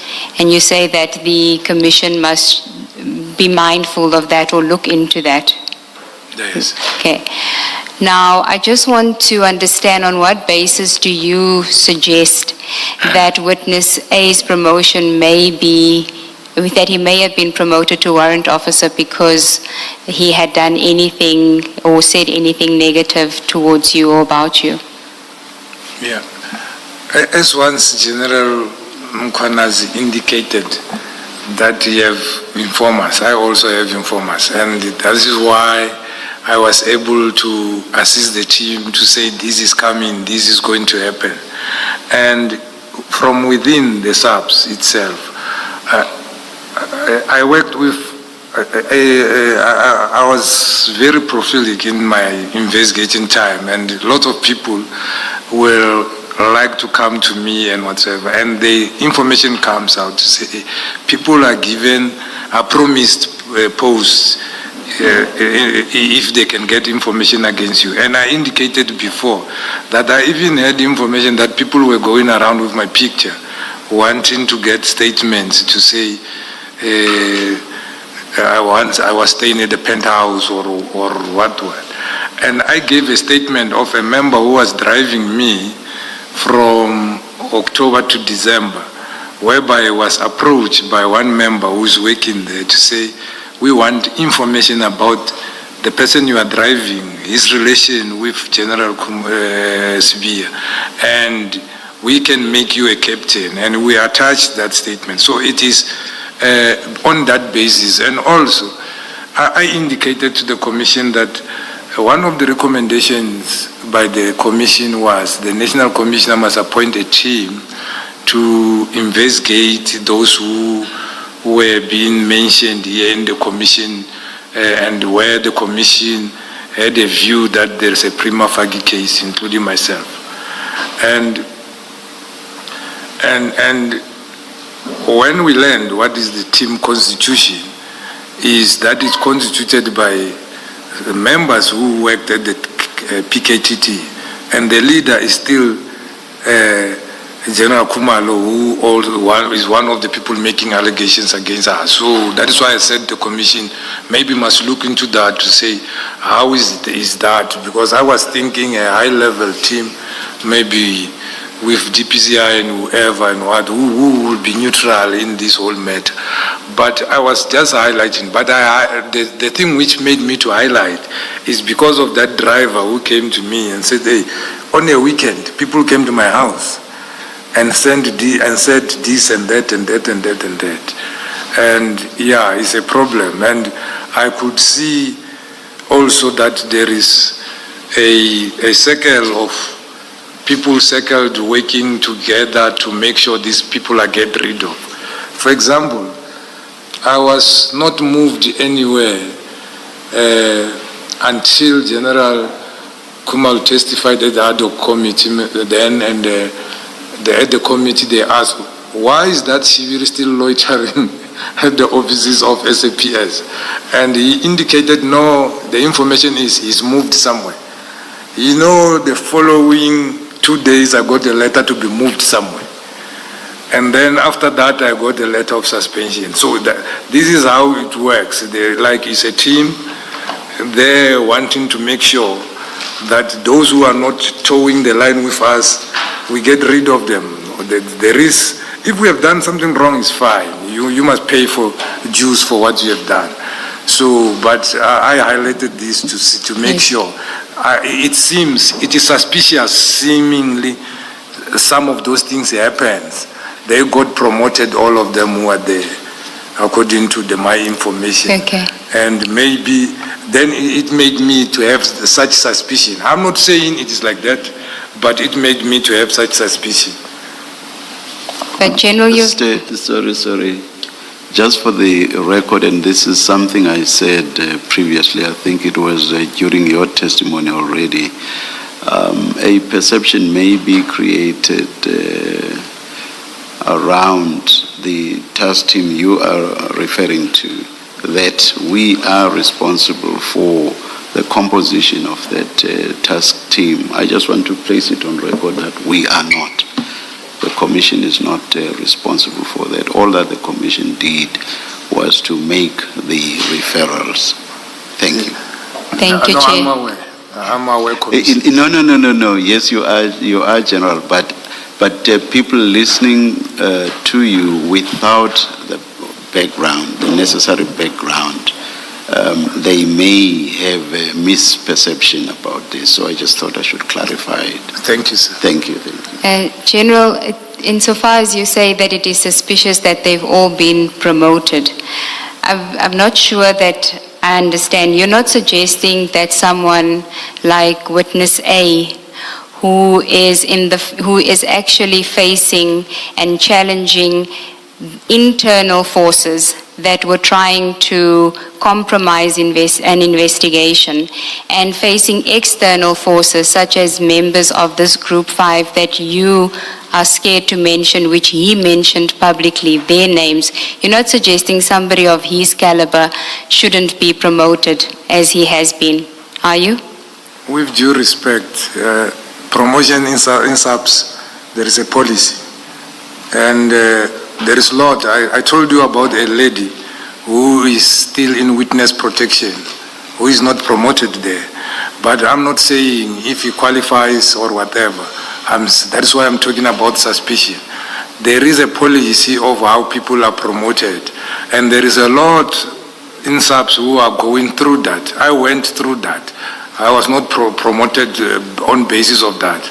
But I'm not saying he is not worth rewarding him if ever there is a need. There were awards where they were awarded and whatsoever. Promotion is something, there is a policy in SAPS which we must follow. And I was saying, the suspicion comes from the person approached and promised a rank for information, because that is dangerous. Yes. And I was saying, because you see, when I testified here, I said I found it strange that you call people to assist, and then those people have perception against you, and then there is a sort of choreographing of something and whatsoever. So you must wonder what is happening. So it's a whole lot of things, but I didn't want to venture into that. I said one day it will come out in a right way, but as you're asking, so I have to say it. Yes, but General Witness A hasn't said anything negative towards you. He has given you what his experience was, and everything that he has said related to you, he was able to back up with necessary information and with evidence. So I'm not sure where you're getting this, that there's an agenda on his side. You remember his evidence on the White House. When he was asked why suspicion, he said his gut feeling. That is why it makes me suspicious for me to be there. And when I was responded, I said I found it silly that you don't know why the person is there and you are there and it's a public place, you come with such. So you cannot have gut feeling as a police officer. You not supported by anything and then and start making remarks against a person. So even yourself, you won't like it. It must be based on a merit of something. So I think those things made you feel otherwise to say there is something orchestrated against you, or for for what you don't know. As I said, for the past years which I was working, I arrested a lot of police, a lot of people. I don't know, I arrested some of their families or whatever, I don't know. I don't know why is the people angry. And where I am, I'm seeing I was helping, now I become a villain. Thank you, General. Chair, I have no further questions for the General. Thank you, Ms. Sigels-Ncube. General, I just want to be fair to you. You remember when we were dealing with your bank statement, we were focusing on October 2024. Yes. And for your own reasons, you went to October 2023. And now you've created a perception, even in the minds of the public, of this unexplained transaction. I want to give you the opportunity to explain it so that you don't read in the papers that Shibiri is alleged to have done this and you never got a chance to address it. Go to file 4 on page 24.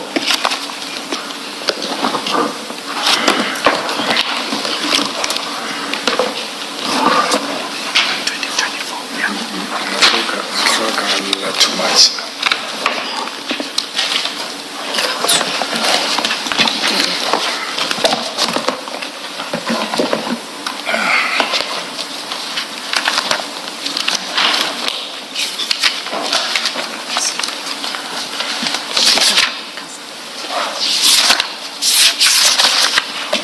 Are you there, General? Yes. Please switch on the other mic. Why is it off? They are all off. Maybe when we pump them with the books. That's okay. General, when you started testifying last week, you said your birthday is in October, correct? Yes. And then you said the reason you wanted to receive your bonus in December was because it helps with the school fees in January. Yes. Yes. So we can take it that your actual birthday is in October. Yes. Yes. On page 24, file 4 is your bank statement for the period October 2023. Do you see that? Yes. Yes. And there's a credit to your account of 58,820 on the 11th of October 2023. Do you see that? Yes, yes. Just remind us again, when is your birthday? 23rd of October. 23rd.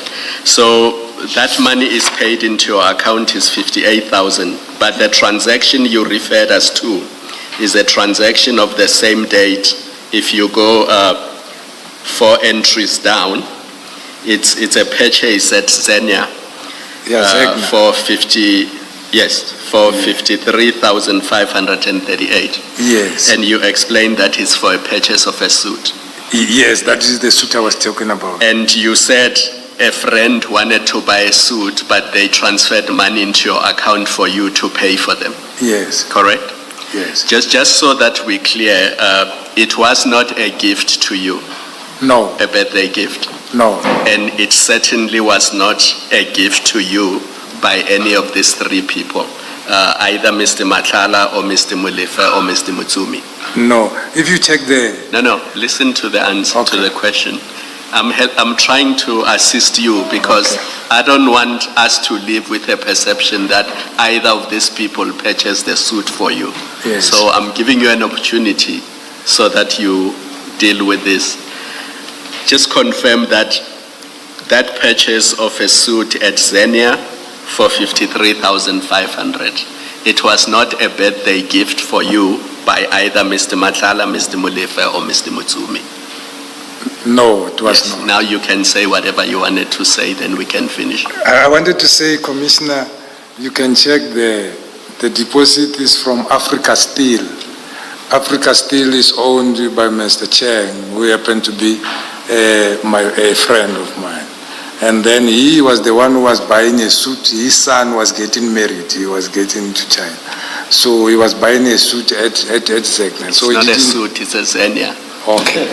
And then he requested the secretary to forward, to deposit the money to my account so that we can swipe. Yes. No, I wanted to give you that opportunity because we don't want to live here and people write about you that No. Mr. Matala bought you a suit and you didn't get the opportunity to clarify that. That's all I needed to clarify. No, thank Thank you. you. Thank you, sir. General, the last question really from me, and I'm hoping it will be short because the chair has asked me to be short. Now, and you may have answered and clarified this and I missed it. So, and if you have already done so, please bear with me. I just need you then to repeat it. In your statement at paragraph 199, you have stated that you don't know Zeng Malo, you don't know a relationship between Mr. Malema and General Sibia. In fact, maybe let me do it properly. Let me do this properly. You state in paragraph 202, you say that my recollection of the matter is limited to that interaction. There's an interaction earlier where there was a complaint. You were approached by Zeng Malo's lawyers about a burglary, and then you say my recollection of the matter is limited to that interaction, and I have no personal knowledge of Zeng Malo nor of any relationship between him, Lieutenant General Sibia, or Julius Malema. That's what you say at paragraph 202. And then when you were asked about WhatsApp exchanges at page, at file 3, page 195, where Sergeant Nkosi, you were talking about General Khan, you and Sergeant Nkosi, at page 194, you say, I understand Khan was suspended on Monday. This is on the 19th of September. And then Nkosi says, the last time I checked, it was an intention to suspend. Let me confirm, he says. And then you say, I was told by one of his friends, Governor in Limpopo. Nkosi says, so it's true if it's from him. It's those extortion cases. And then you say, yes, and some botched drug investigation at KZN. And then here's really what I'm interested in. In the next page, at page 195, Nkosi says, let me check with Ze. It's written Z there, Ze, and then you say, okay. Now, my recollection is you were asked, do you know Ze? You say no. Am I wrong in that recollection? No, you are not wrong, you are correct. I'm correct with that. Okay, so you said you don't know him in those chats, and then again, as I've read to you in 202, you say you don't know that relationship. You've now had the benefit of the recording. You've had the recording, which must have jolted your memory. Am I correct to say you revise your position about this issue? You did convey to witness A that there is a relationship between Zeng Malo, Mr. Malema, and General Sibia. Yes, and I explained why I say that because of those people who came to his office in my presence, and also the taskings from the DNC indicating he got a request for intervention from Mr. Malema. Yes. Yes. Okay. All right. So it's not that you don't know anything about him, because that's what you had conveyed in paragraph 202. Even when you were discussing the WhatsApp, you were asked, why does he send this to you? You said, I don't know. Do you know Zay? You said no. So what I'm checking with you is that you do revise your position, that you do know him, and you did mention. I know the name, not him. I don't know him. Okay. And even the description, it was the description from the person who was informing me that time to say he looks like. But I suspected it's the same person. Yes. Yes. Well, maybe let me do this. At page 67 of the transcript, you say, yes, there is this other guy. His name is Z. He's also staying in Senton. He's a Zulu guy, the tall one. So you know him. You know that he's tall. You know that he's a Zulu guy. You know that he stays in Senton. You have that information. And then you then say, and then he is close to Malema. That's you saying that in the telephone call. So Malema is close to Sibia, you see. So you've created, firstly, you know the person. You describe who Zay is, not just by name. You say he's that tall guy. So you know something about him. But you also know that he's close to Mr. Malema. That's what you say. And then you say, and Malema in 10 is close to Sibia. That's all I was checking, that while you deny categorically in your statement at 202, you deny that you know anything about them having a relationship. Remember that paragraph 202. You say, I never said that, I don't know that. And then in the WhatsApp exchanges, when you were asked, you said, well, he just said he will speak to Z. I don't know who is Z, that's what you said. And I'm saying, but the transcript reflects that you actually do know something, whether you were told or you know it personally, but you conveyed to A that you know something about the relationship amongst these three people, and that Zay is that tall guy, which means you know him personally. Yes, when I was explaining on the phone, remember it was linked to the information and the description which was given to me.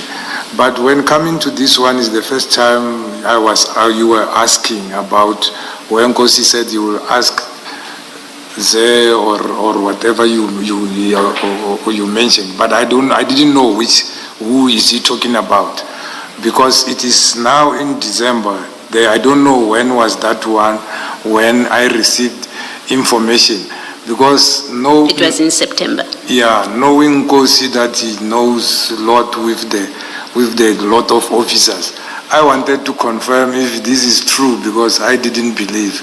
I was informed by somebody that the general might be suspended, and he said he's going to. I thought that this person he's talking about might be a member of SAPS, but I was not sure if ever it would be that one. Thank you, General. Thank you, Chief.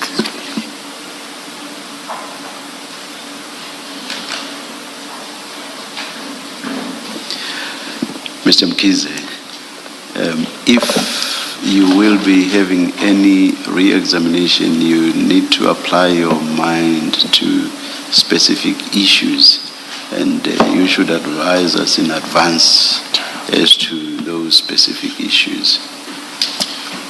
Indeed, Chair, our position as it stands. But I was thinking you could come back to us on that when we resume after the lunch adjournment. Indeed, our current position is that the default position is that we are unlikely to do any examination, but should it be necessary, and then of course we'll do it. You'll just tell us then when we come back whether there is or there isn't. Thank you very much. Let's adjourn and resume at 2:20.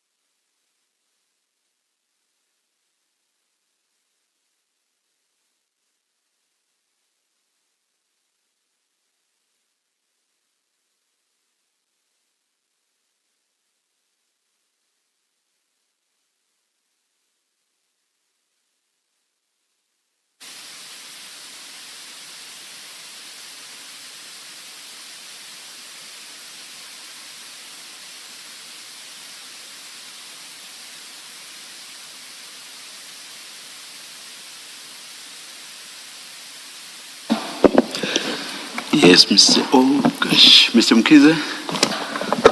Thank you, Chair. Chair, our position is for now we don't have any re-examination to do. Should we later consider that we need to do one, then we'll approach the Commission formally by way of an application to do.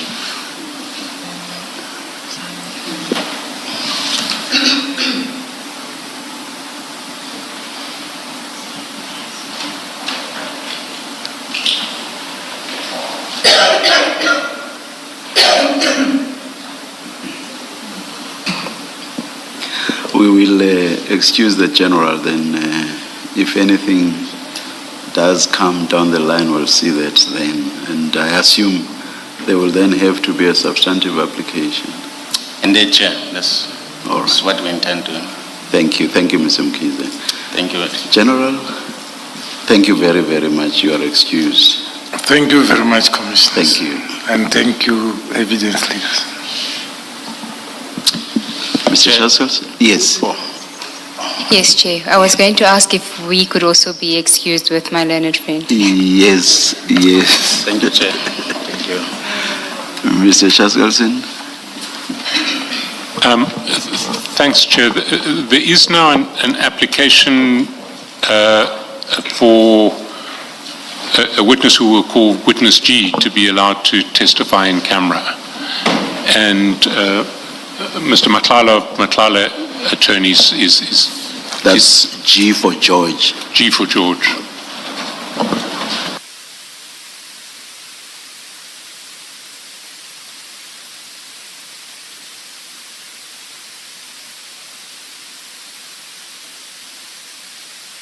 Oh, yeah.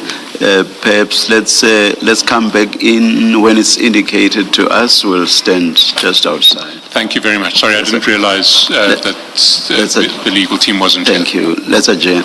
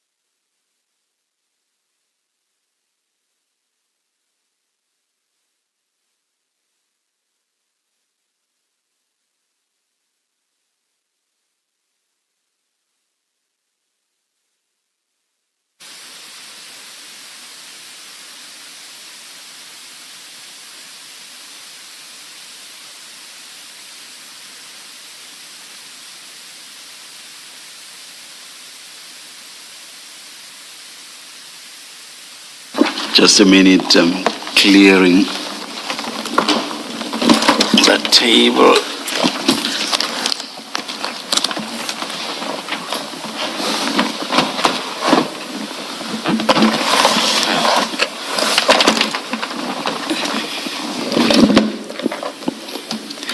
Good afternoon, Mr. Shaskelson. Good afternoon, Mr. Matlala.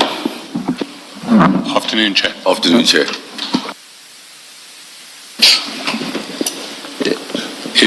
Mr. Matlala is moving an application for witness G to testify in camera. Thank you. Mr. Matlala? Thank you very much, Chair. Well, I think at the outset, I'd just like to perhaps inquire as to if the commissioners have read the papers, whether I should traverse any ground, over the ground that has been covered in the papers themselves, or whether there's any specific questions over the papers that the commissioners would like to pose. I think rather present the application the way you want to, and if we want to engage, you will do so.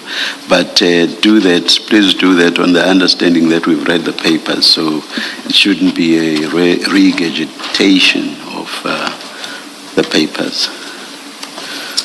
Thank you very much, Chair. So, yes, we filed an application for our client's testimony to be given partially in camera, so not completely in camera, because our understanding of in camera, in legal practice means when you're giving evidence completely off the record, so to speak. So our client is willing to assist the commission, but there are some sensitivities, as the commission may well know, that he runs some covert operations, and there is a very high-risk unit that he's running based in Gauteng.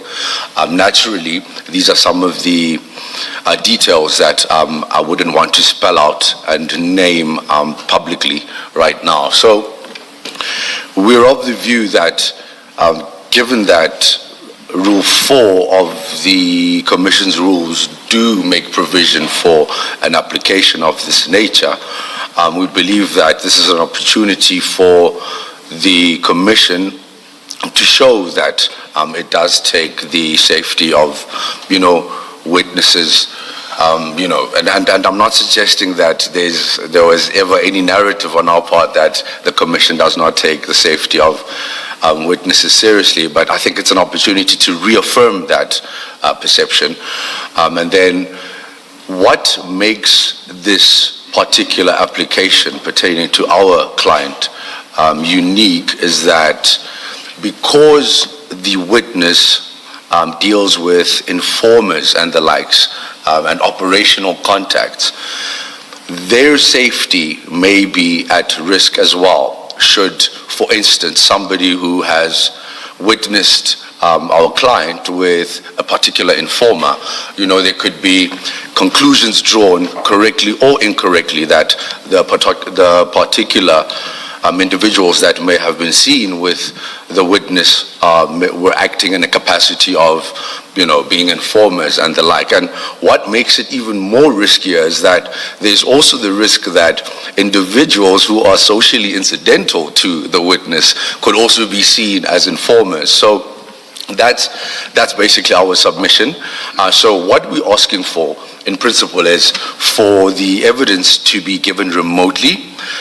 However, it can be broadcast and Remotely and off camera. Remotely and off camera, yes, that's correct, Chair. Remotely and off camera.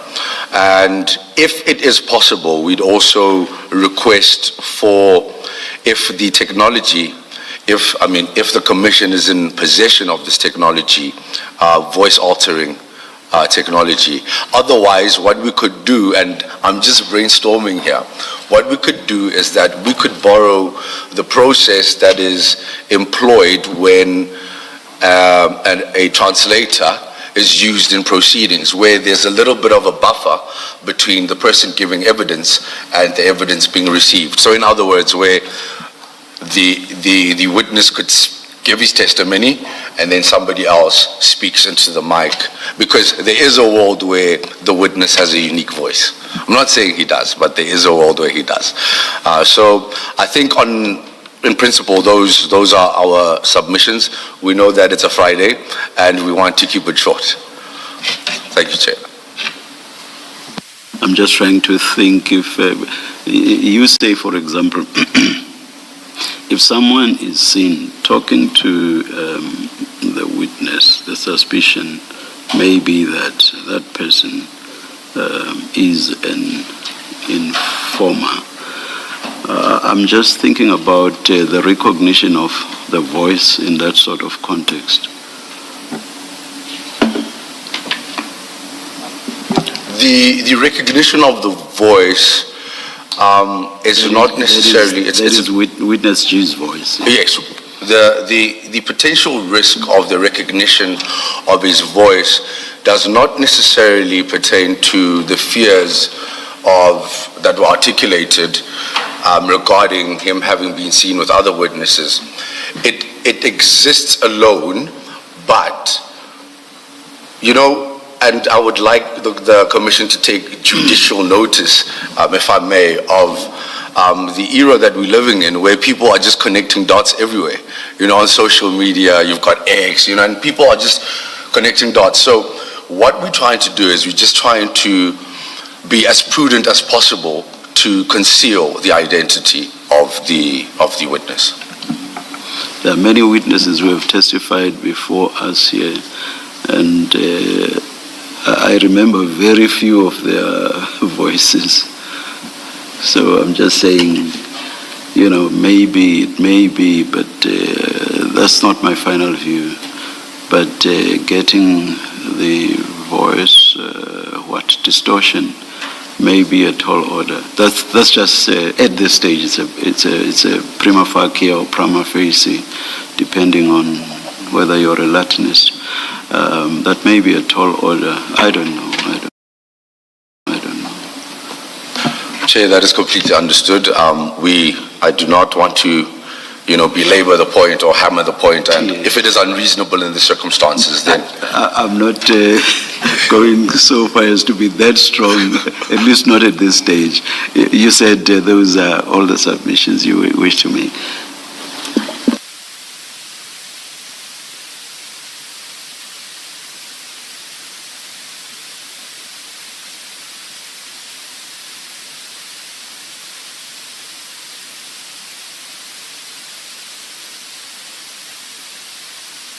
Yes, Mr. Shaskalsin. Chair, I accept Mr. Matlala's proposition that the witness cannot be visually identified. If he is running agents and informants, his face can't be shown, because that will endanger the people who speak to him. It's not clear to me. We have investigated whether we have voice-altering technology, and we didn't come up with any satisfactory results there. It's not clear to me that he will be identifiable by voice. And so it seems to me that the request for off-screen testimony that will nonetheless be streamed, but not with any visuals, is one which we would support, but we wouldn't go beyond that. There is an issue that I would want to flag, though, which is that, and it's not raised by Mr. Matlala,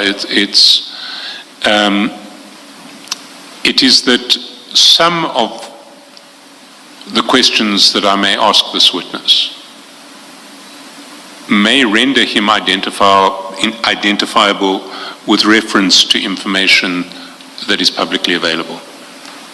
And those are not questions I can avoid asking, because they will be directly relevant to the inquiries of the Commission. And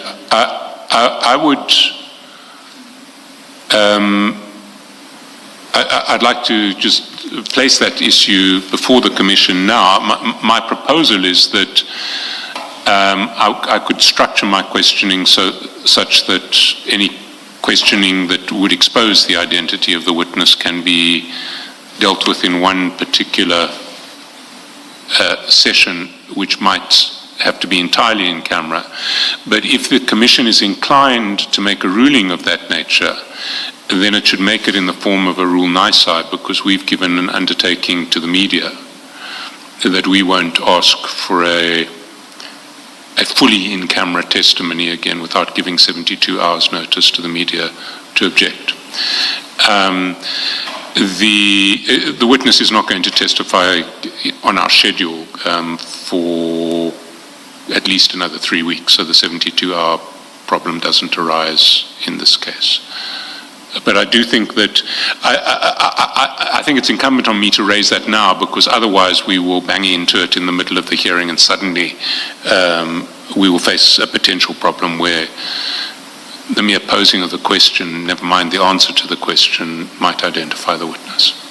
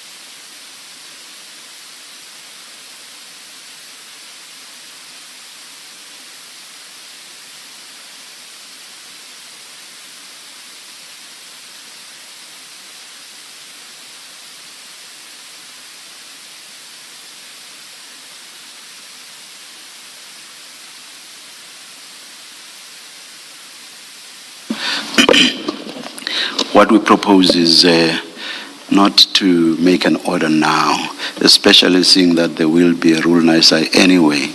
So we suggest that between the two of you, you should put together a draft for us, which will then be publicized, obviously not less than 72 hours.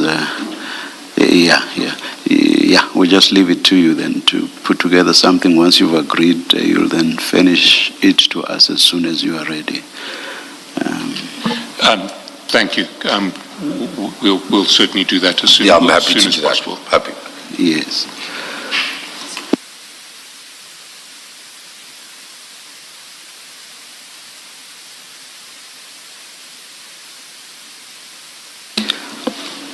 So the order for today will just be a stand down until we've received the draft.